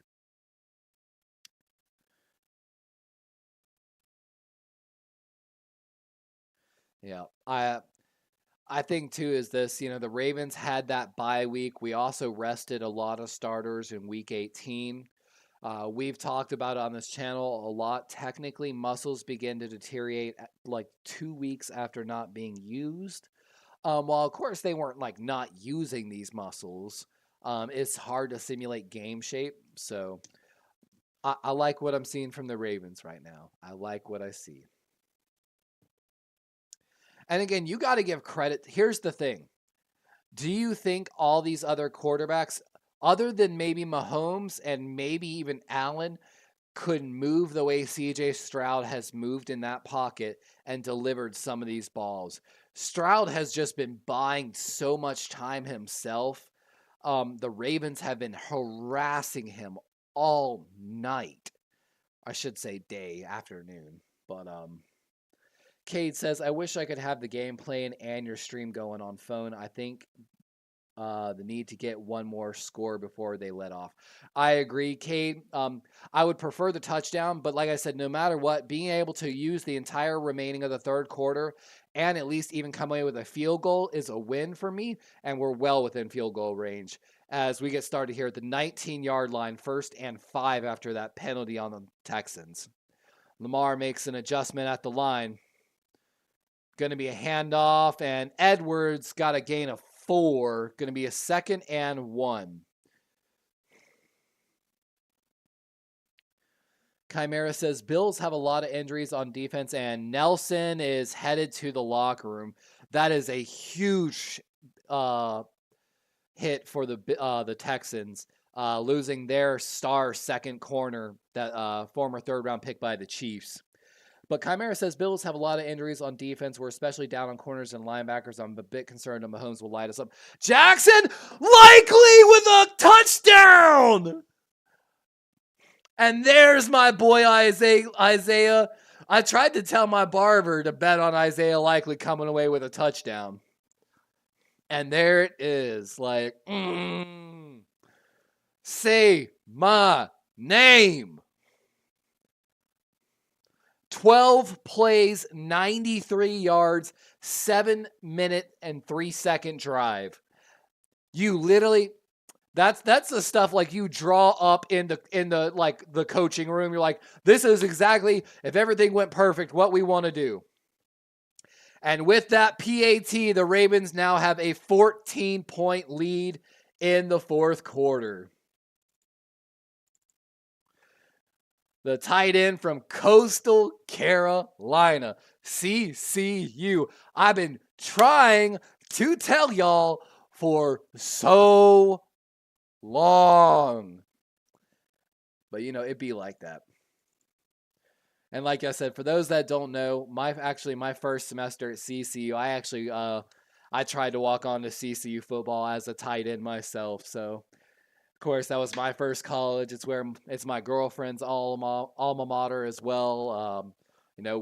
We're big teal people here in this house, so we love seeing Isaiah Likely succeed right now in the NFL. Christopher says Bill's going to beat KC. And that's what I'm saying, man. Bill, Chimera, I love that you're staying humble. But I also understand because a lot of the analysts are like saying the Chiefs are going to win this game, that Mahomes is going to do what Mahomes has always done and this and that. While I do understand that, and I've always, you know me, Chimera, I've always been like, yo, there's no one better than Mahomes, like in those years. I'm telling you, I feel like this is the most vulnerable I've ever seen the Chiefs. And if there was ever a time the Bills were going to get their revenge, it's this year. I don't want to get your hopes up too much because I like that you're staying humble. But, man, I'm rooting for you. I'm rooting for you, and I'm not, because, again, I think we got a better shot of beating the Chiefs than the Bills, to be honest with you, because I'm keeping that energy. That's not like just a matchup thing. I think that the Bills are kind of – Josh Allen is dangerous, you know. Any time and point, he can launch that ball 70.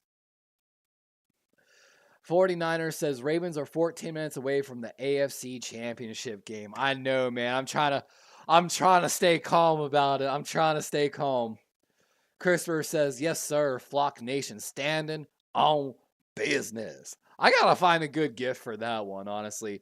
I got to find a gift for standing on business, and I got to find a gift for, what was the other one I was doing earlier? Demise Avalon says, would you say that him getting a touchdown today was very likely? It is. Like we talked about a little in the pregame, since week 12, Isaiah Likely, I believe, leading the Ravens in yards, touchdowns, and passer rating when targeted. 322 yards since week 12, 5 touchdowns, 152.9 passer rating. So almost a perfect passer rating when targeted. So likely is likely. And like I said, I wouldn't mind when Mark comes back having him more as that second string guy. You know, of course, not like forever, but just as a snap management thing. Kate says, I love that comment, Demise. Chimera says, another chapter in the greatest story ever told.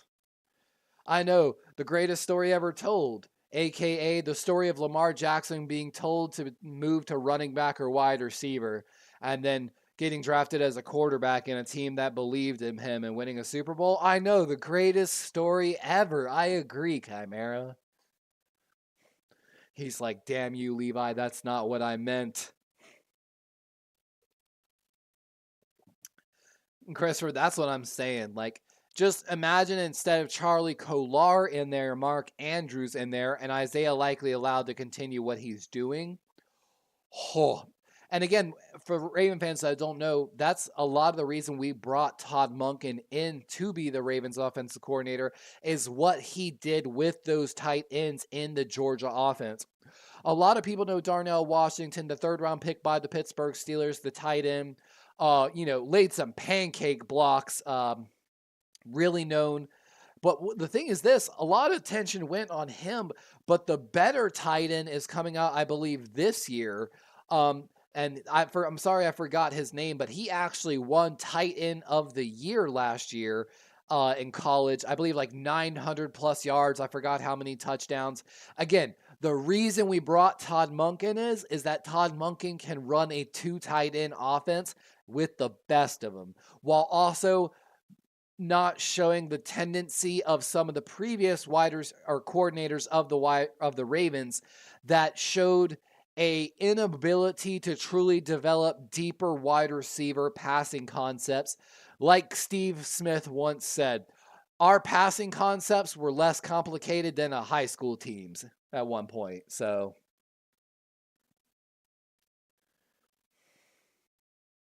Chimera says, you do not get to steal our rallying cry, Levi. It's fine, Chimera. We've got our own rallying cry.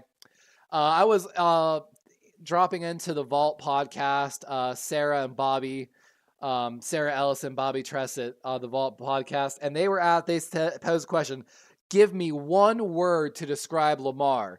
And I said, franchisey, making fun of the quarterbacky comment. You know what I'm saying? And Stroud pressured, rolling out, and he's just going to have to dump this one away.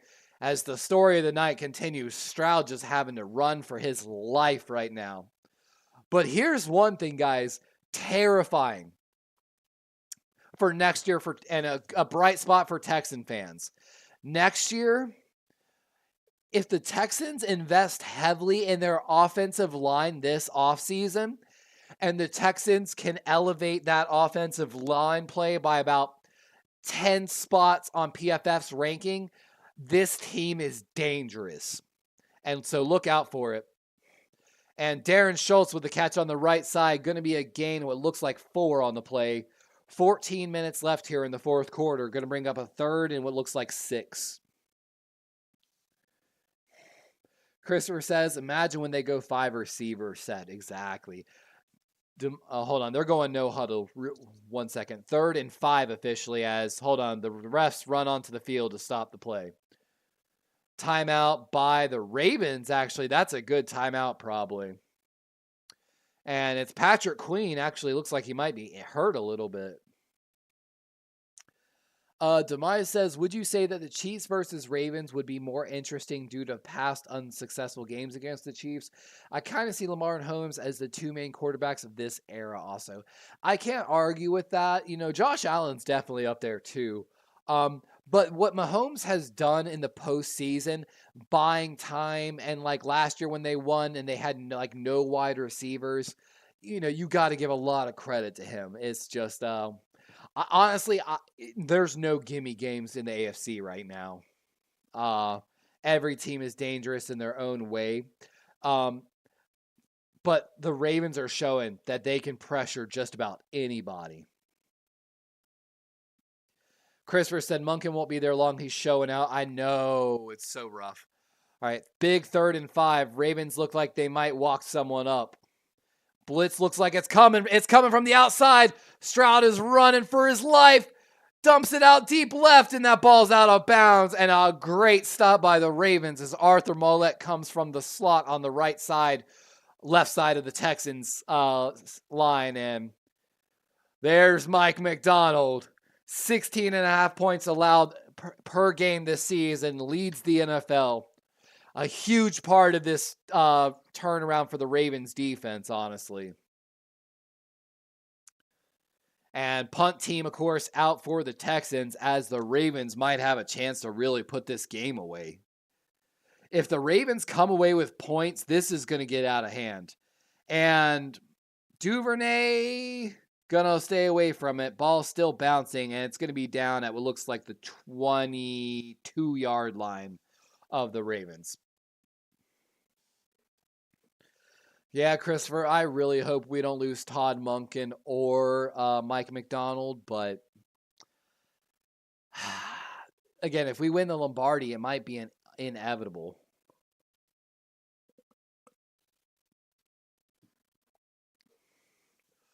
Oh, why Dairy Queen got to show me this right now? I'm so hungry, and that chicken strip basket looks so good. $6.99 for a limited time at Dairy Queen. And guys, I'm still very conflicted on whether I actually want to go to the Pro Bowl. Is it worth really going to? You know, like, it definitely hasn't been the same as it has been over the past, 6 years or so. Kate says we better pay them both the money they deserve. I agree. There's been a little bit of talk of whether we will make like Mike McDonald the potential next defensive or head coach in waiting. Similar what to the Cowboys did with Jason Garrett under Wade Phillips out there in Dallas. I'm not going to lie. I would not be opposed to it as much as I've been vocal about I want the next offensive coach for the Ravens to be a offensive-minded guy. What Mike McDonald has been able to do and what I feel like he will be able to do in the future, is pretty exciting. Chimera says, Dairy Queen, the most slept-on fast food franchise. I agree, my guy. Honestly, like, The Zaxby's and Chick-fil-A's here in my area suck so bad. I actually tried to open a Del Taco here in my area of Florida, but like Del Taco wants you to have like $500,000 in the bank, or at least be worth $500,000. I don't think Raising Cane's actually technically does franchising, and I also tried to even do Bojangles here, but as most of y'all know, it takes money to make money, and it'd be rough. I'll be right back, guys.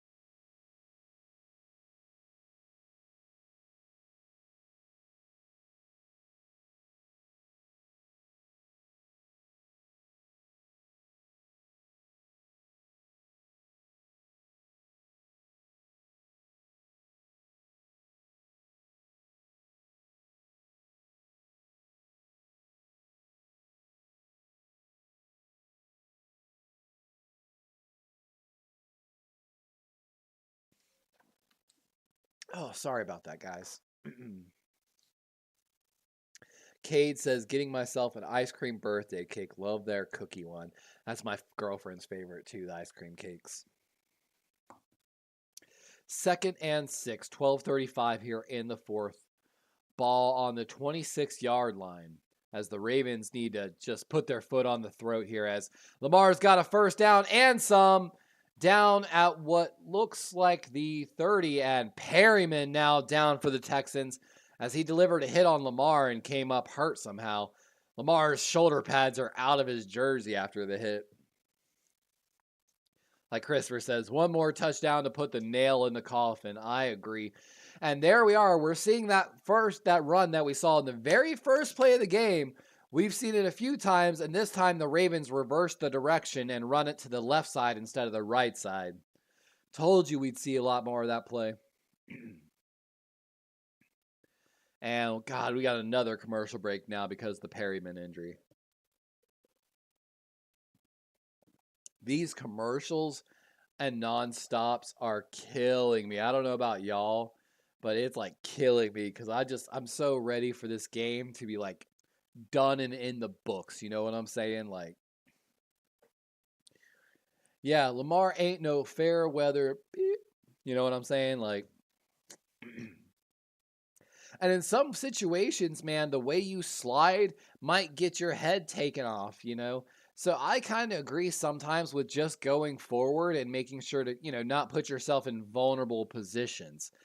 And I will admit, I feel like I've never seen a quarterback that runs so much and runs like Lamar does, that also just does a good job of not putting himself in those bad positions. Like some of the spin moves he used to do early on in his career had me scared because we saw he would spin back the opposite way, not know someone was coming, and someone would just lay into him, which those hits used to scare me. I haven't seen one of those hits all year.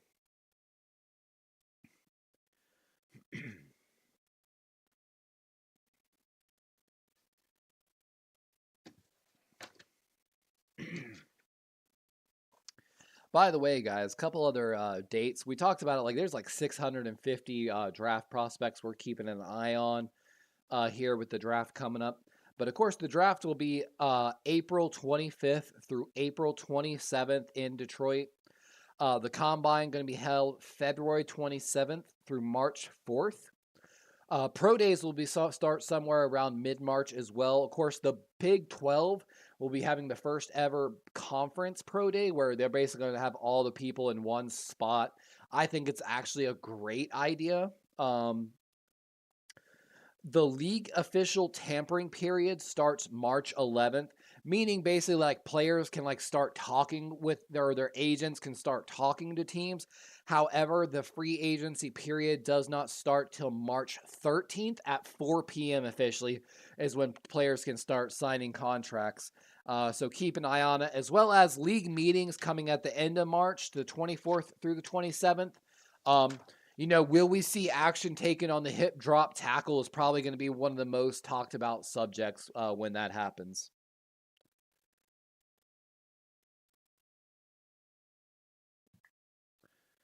Yeah, I'm glad Lamar got paid too, my guy. What's just funny is, we explored both scenarios in the offseason, but when we did the extension, it just worked out right after that. Gus Edwards, run going left and nowhere on the play. Back to the line of scrimmage, 11:35 and ticking. But what's funny is, we were talking about trying to do the Lamar extension, and basically what we were waiting for was Jalen Hurts. The moment after Jalen Hurts signed, we did a video in my live section, basically working on the extension for Lamar. Basically, I'm sorry, paying Lamar a little more than Jalen. Of course, then Lamar signed a pretty similar deal, similar numbers, which we were stoked about. And, yeah. And like Christopher said, hopefully another long drive here. Run going right side. Justice Hill with a huge hole. And that's a gain of about 15 yards as he was down on the Texans side of the field. Put the foot on the gas. As Justice Hill says, I'm a starter running back too, guys. And people didn't believe me at the start of the season when I was trying to tell everyone. I said, overall, I think the Ravens have the best running back room in the NFL. Overall. And quote the Raven. 10:25 here. Ravens 183 rushing yards to Texans 31. Ravens almost got a 200-yard rushing game as Justice Hill gets another carry. Going right, cuts back left middle, and it's going to be a gain of maybe about 3. Let me know, man. You said you needed what? Justice Hill to have 40 yards for your bet? I hope he gets it, man. You know what's sad? We haven't had a Grossi raid in forever. Last season, we got rated, I think, by Grossi 4 different times. And, of course, this year. And we closed betting. John Halinda says, one more touchdown, please. I know, right? I'm really hoping for just one more. Knife on the throat. And here's Dalvin Cook's first carry, and it's a 15-yard gain off the right side. There's a dose of Dalvin as he looks a little quicker than Gus on the outside, which is exactly what we were telling people. And good blocking by the Ravens on the right side. Morgan Moses, Charlie Kolar, and Patrick Ricard absolutely dominating their blocks out there. And Cook looking good in his first carry. Congratulations, Christopher. You got your yards for Hill, and then we got to see our first Cook carry. Or I'm sorry, that's actually his second snap, but his first rush. Here he is again, handoff right side, and another good strong run here. That's going to be a gain of what looks like 5, 8:40 and ticking here in the fourth. As Lamar pops him on the side of the head, says, basically telling, good job, that's my boy. And this is dangerous right now because Dalvin definitely looks like he has a little bit more juice than Gus does right now. Justice, of course, if you had to rank speed of the 3 running backs, Justice definitely the fastest of the 3. But I love the explosion I've seen out of Dalvin on those last 2 runs. Only got 5 touches a game with the Jets like they're talking about. Let's see here. Run going right again. He cuts back to the middle, and this time there's nowhere. Probably should have kept going to the right side. 3rd and 7.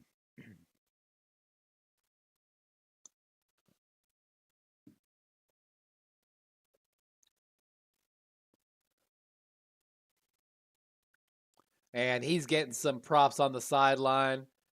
One of his boys, they cooking up right there. They're cooking. They got like a whole handshake right now on the sideline. I don't know who that's doing the shake with them, but 3rd and 7. Big 3rd down here for the Ravens. Ball on the 29-yard line of the Texans. And that's Zay. He makes a man miss. And he's got a 1st down and some. Ball at the 12 of the Texans. Ravens are in the red zone. 7:15 and ticking. Zay giving him a little. Zay just looks so much faster than everyone out there once he's got the ball in his hands. Ravens look like they're trying to speed it up right now. I feel like this is about to be a shot for Zay. They're going to probably try to give him a chance for a touchdown. And Zay just on a little short catches this ball probably like 3 or 4 yards from the line of scrimmage, but just turns and burns the safety who's coming downfield. And great job by Zay. 6:35 as they get set here on that 1st and 10. Officially ball on the 13. Run up the right. That's Justice Hill, and he's down at the 5.5 as the Ravens are just 15 feet away from punting another touchdown into the end zone. And if the Ravens get another touchdown, it's over. Currently a 10-play, 70-yard drive, 7:06, almost identical to their drive in the 3rd quarter. This Ravens offense is a completely different team in the second half. Cade says, was Cook that quarterback R that we picked up? We also picked up Malik Cunningham, the quarterback. So I think that's who you're thinking of, Cade. John says, I smell another 7. I know, right?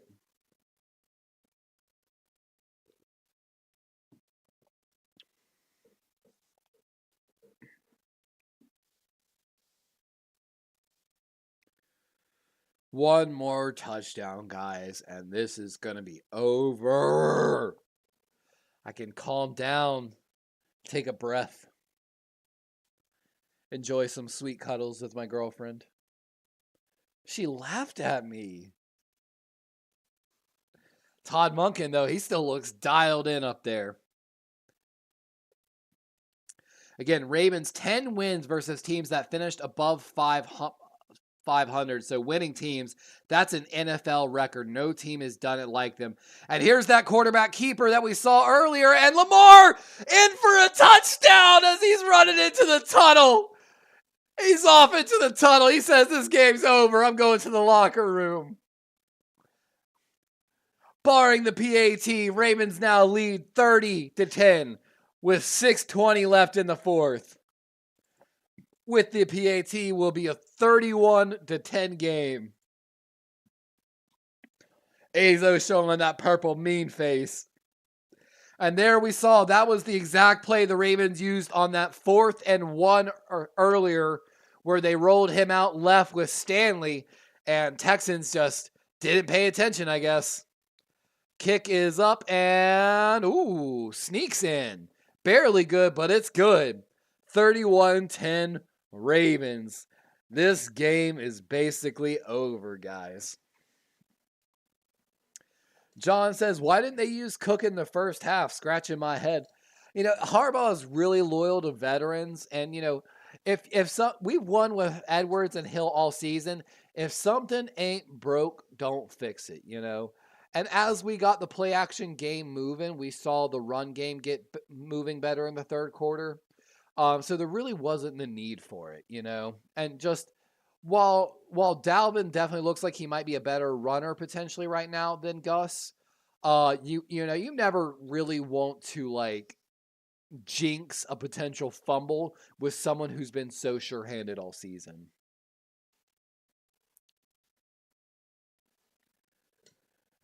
Steve-O says, Steambot on some BS. I was 10,000 from 200,000. Oh my God, that's crazy. I know Steambot is unforgivable today. Christopher says that's his last drive. Lamar out for the rest of the game. You are absolutely right.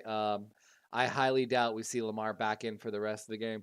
Honestly, I could call the game right now, but I'm not going to because, I want to see the last of this game. I'm hoping to see a little more of Dalvin Cook's running. And, I'm hoping maybe to see the defense do a little stat padding, if you feel me. Maybe an interception, maybe a sack or two. But I don't know.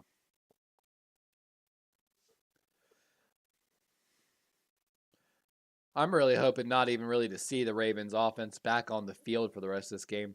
I'm really hoping that the Texans have a nice long drive.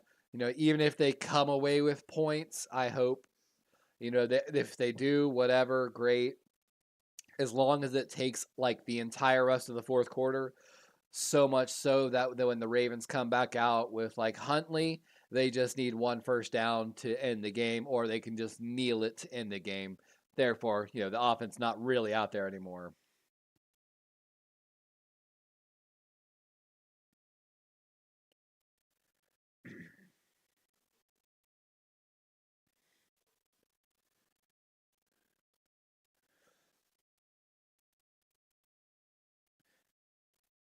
Kate says maybe putting Cunningham. I would say so, but I don't think he's actually active. I think him and someone else they're both inactive today, so I don't even know if they're dressed.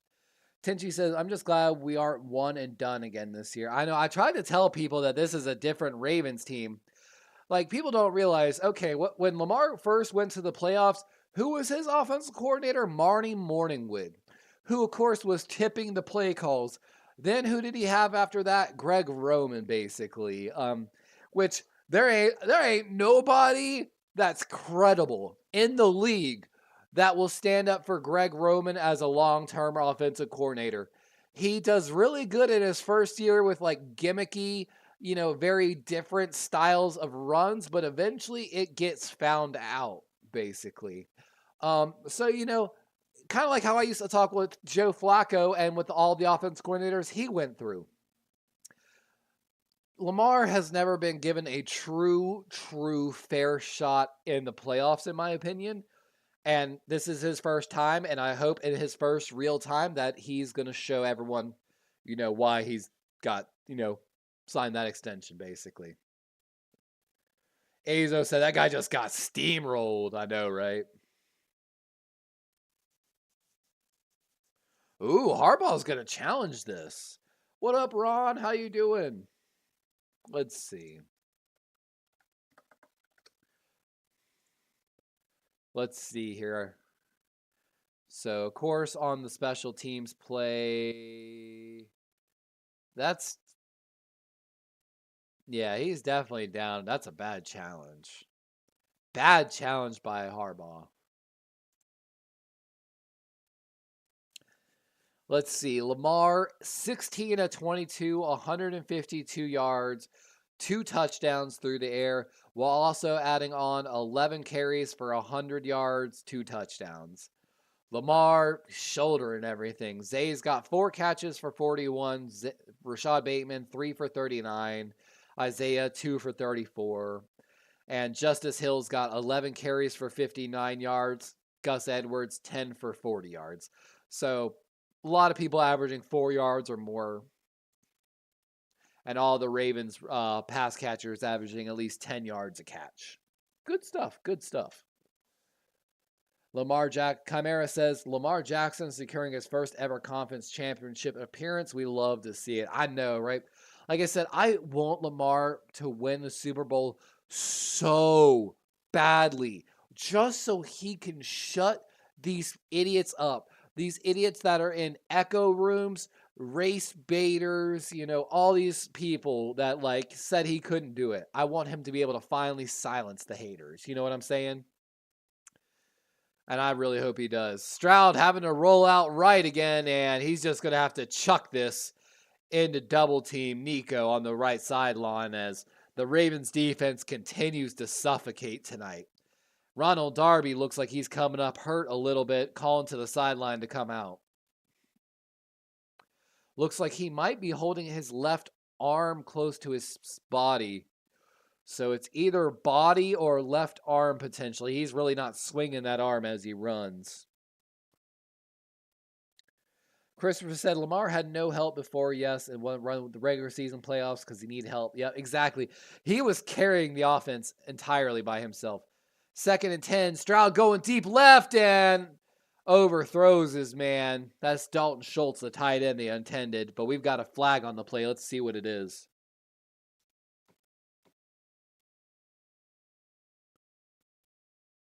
And it's going to be holding on the offense.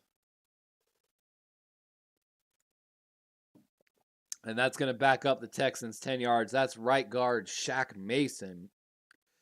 And the Texans D-line, like we talked about, has just had their hands full tonight.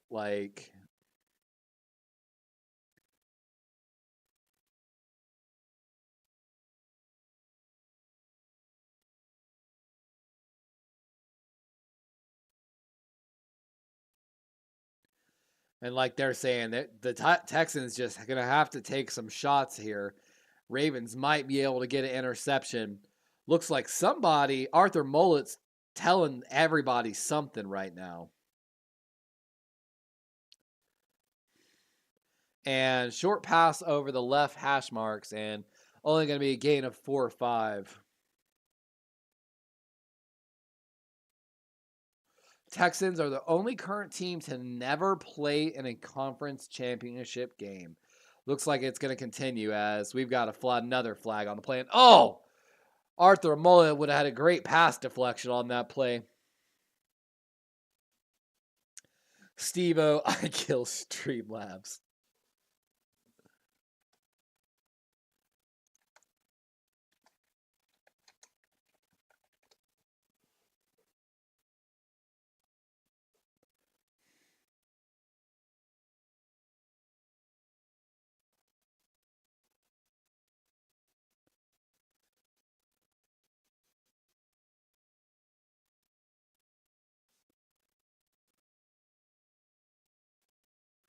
Third and 19 after the penalty.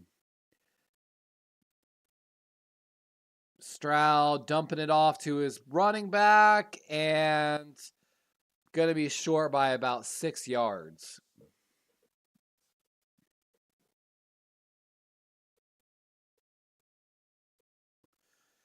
Second year, 36-year-old defensive coordinator Mike McDonald. Hey, that hat almost looks like my beanie back there.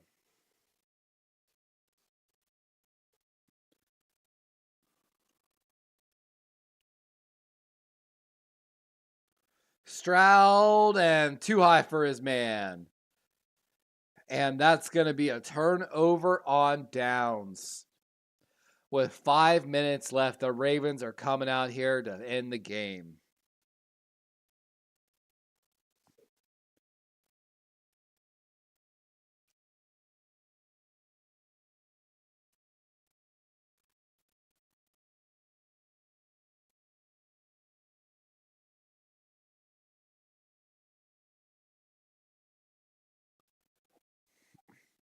As Christopher said, it's over.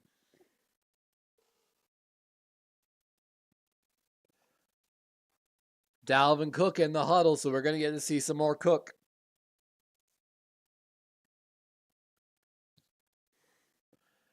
Lamar's still in there, though. Handoff to Cook going right. He cuts up the middle, and it's going to be a gain of what looks like 4 on the play. 2nd and 6.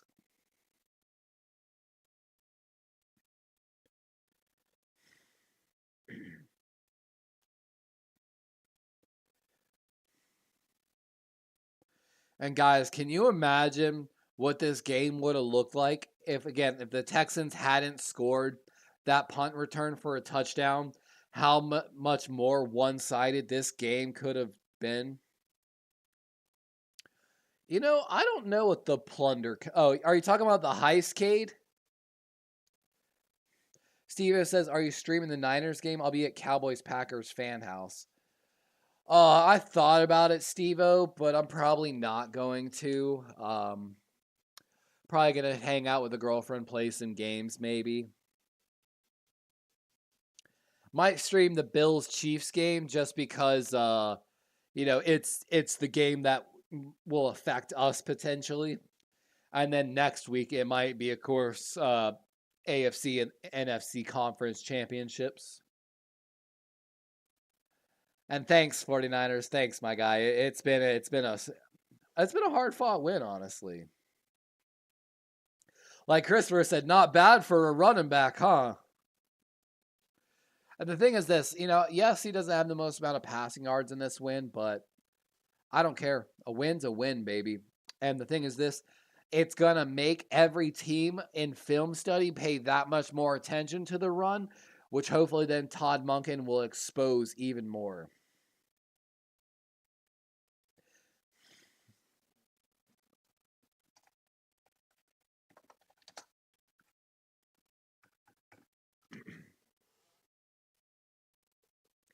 Third and 5 here. First down basically ends this as Texans have no timeouts. And he'll run right side, and he's going to be short by 2 yards. Oh. And I'm guessing the punt team's coming out here.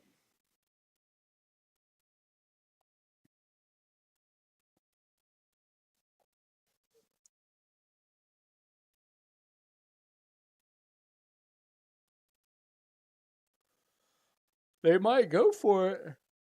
I mean, they're on the Texan side of the field. Honestly, nothing to gain from kicking a field goal. So, yeah, might as well go for it. Isaiah Likely, the far man Z here. Motioning to slot. He's going to get a little chip block, run going that way. Hill got the first down.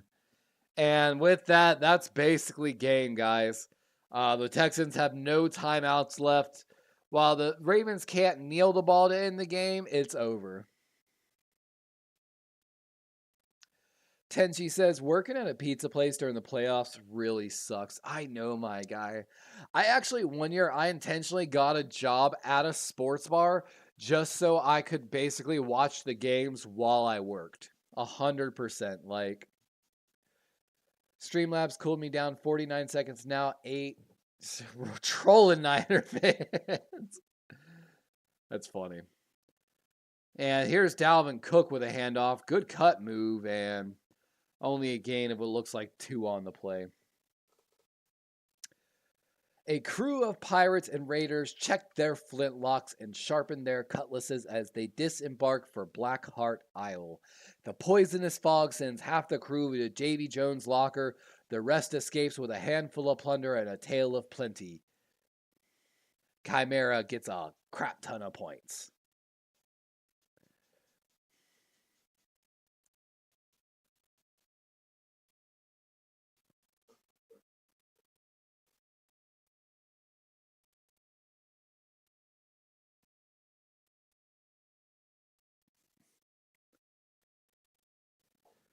Be right back.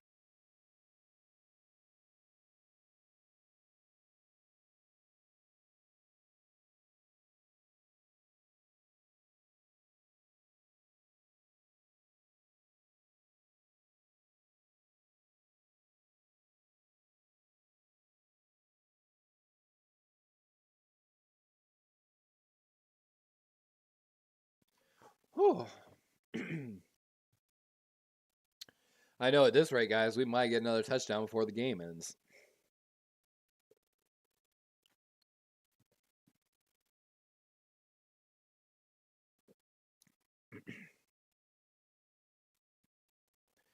And with that, I don't know if the Ravens will even kick a field goal.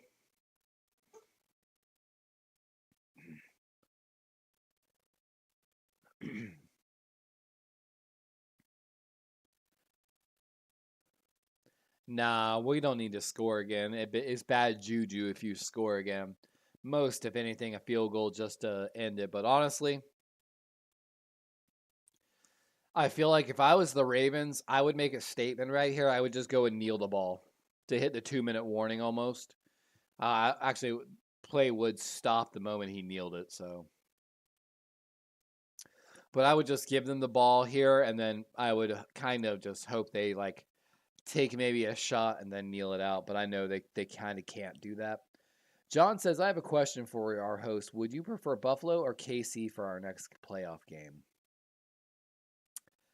I kind of almost feel like I want KC more.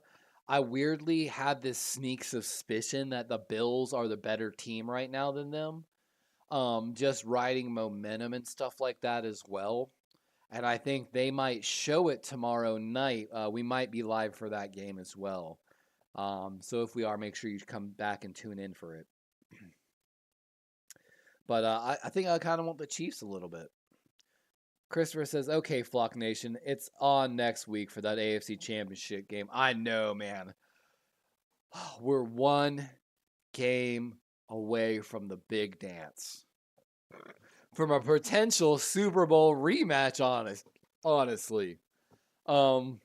Which, the conspiracy theory for the Super Bowl colors has been on that for a while, so... And kind of, I agree, Christopher. Weirdly, and here's the thing. If Tank Dell was healthy, I honestly think this Texans team would be the next dangerous team behind the Baltimore Ravens, to be 100% honest with you. I know that might be a hot take and that might be crazy, but I think if like the Texans with a healthy Tank Dell would have caught the Bills or the Chiefs in this round, I think we might have been talking about the Texans being in the AFC Conference Championship. And I know that might sound crazy. And again, that's a big if Tank Dell was healthy, but they played outstanding today. You can't take that away from them. I'm just waiting to see what they officially do here on 4th down. We're getting ready to head out soon. And again, if you haven't already, guys, make sure before you head out, hit that like button, hit that subscribe button if you enjoyed the content hanging out with us today. Every like really helps us on the YouTube algorithm, and of course, we're always trying to push towards that 1,000 subscriber goal. And Justin Tucker's out here to kick a field goal to extend this lead.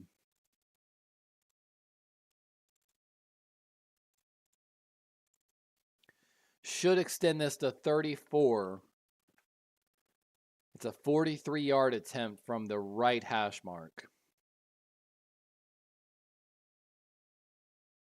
And it's good. So that's probably going to be the final score of the game, 34-10 officially.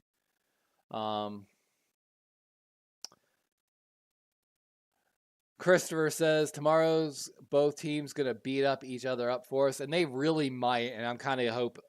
Like, I never want injuries, but also I'm really hoping, like you said, that it's a close game. They go to overtime. They're tired. They're beat up. But he says you're going to be drinking next week while watching the game. Hey, my boy. Cheers to that.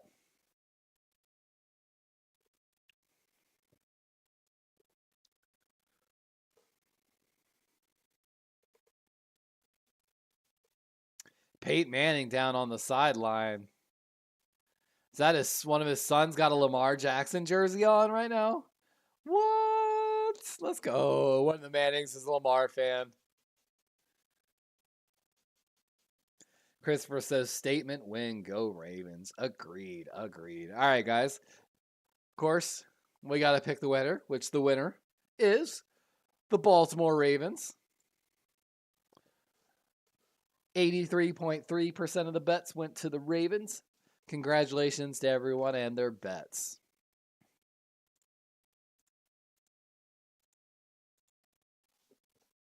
And little squib kick here for the Ravens, making sure they're not going to return this one. And fumble ball comes out. Ravens might have got it too to really end this game. And Texans are pointing their way. They're scrambling for it at the bottom, though. And the returner coming off. Ravens still pointing their way. Refs point for the Texans, though.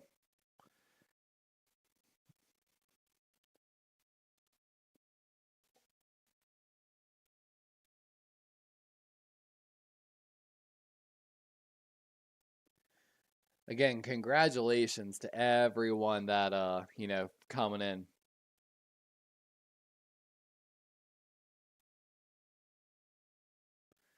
Pierce fighting his life for that ball on the bottom of the pile. Let's see what the Texans have. Out of respect, we gotta watch, right? And they're just gonna run it. So I kind of appreciate that. They're just gonna run, probably let the time expire.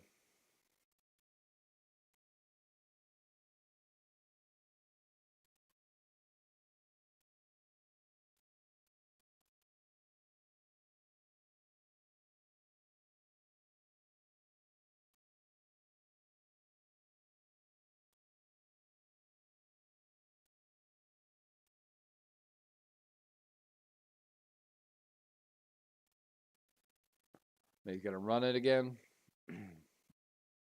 Nope, little screenplay to Nico. Got the first down. I can't believe they're still even trying, man. Chimera says, hope to see you guys at M&T Bank next week, though. I'm still shitting bricks for tomorrow. Hey, Chimera, like I said, I might cover that game tomorrow, and if I do, you know I'm going to be rooting for you, my guy. It's going to be crazy, that's for sure, though. They're showing right there. Lamar in his last 3 games, 9 passing touchdowns, 2 rushing touchdowns, no turnovers.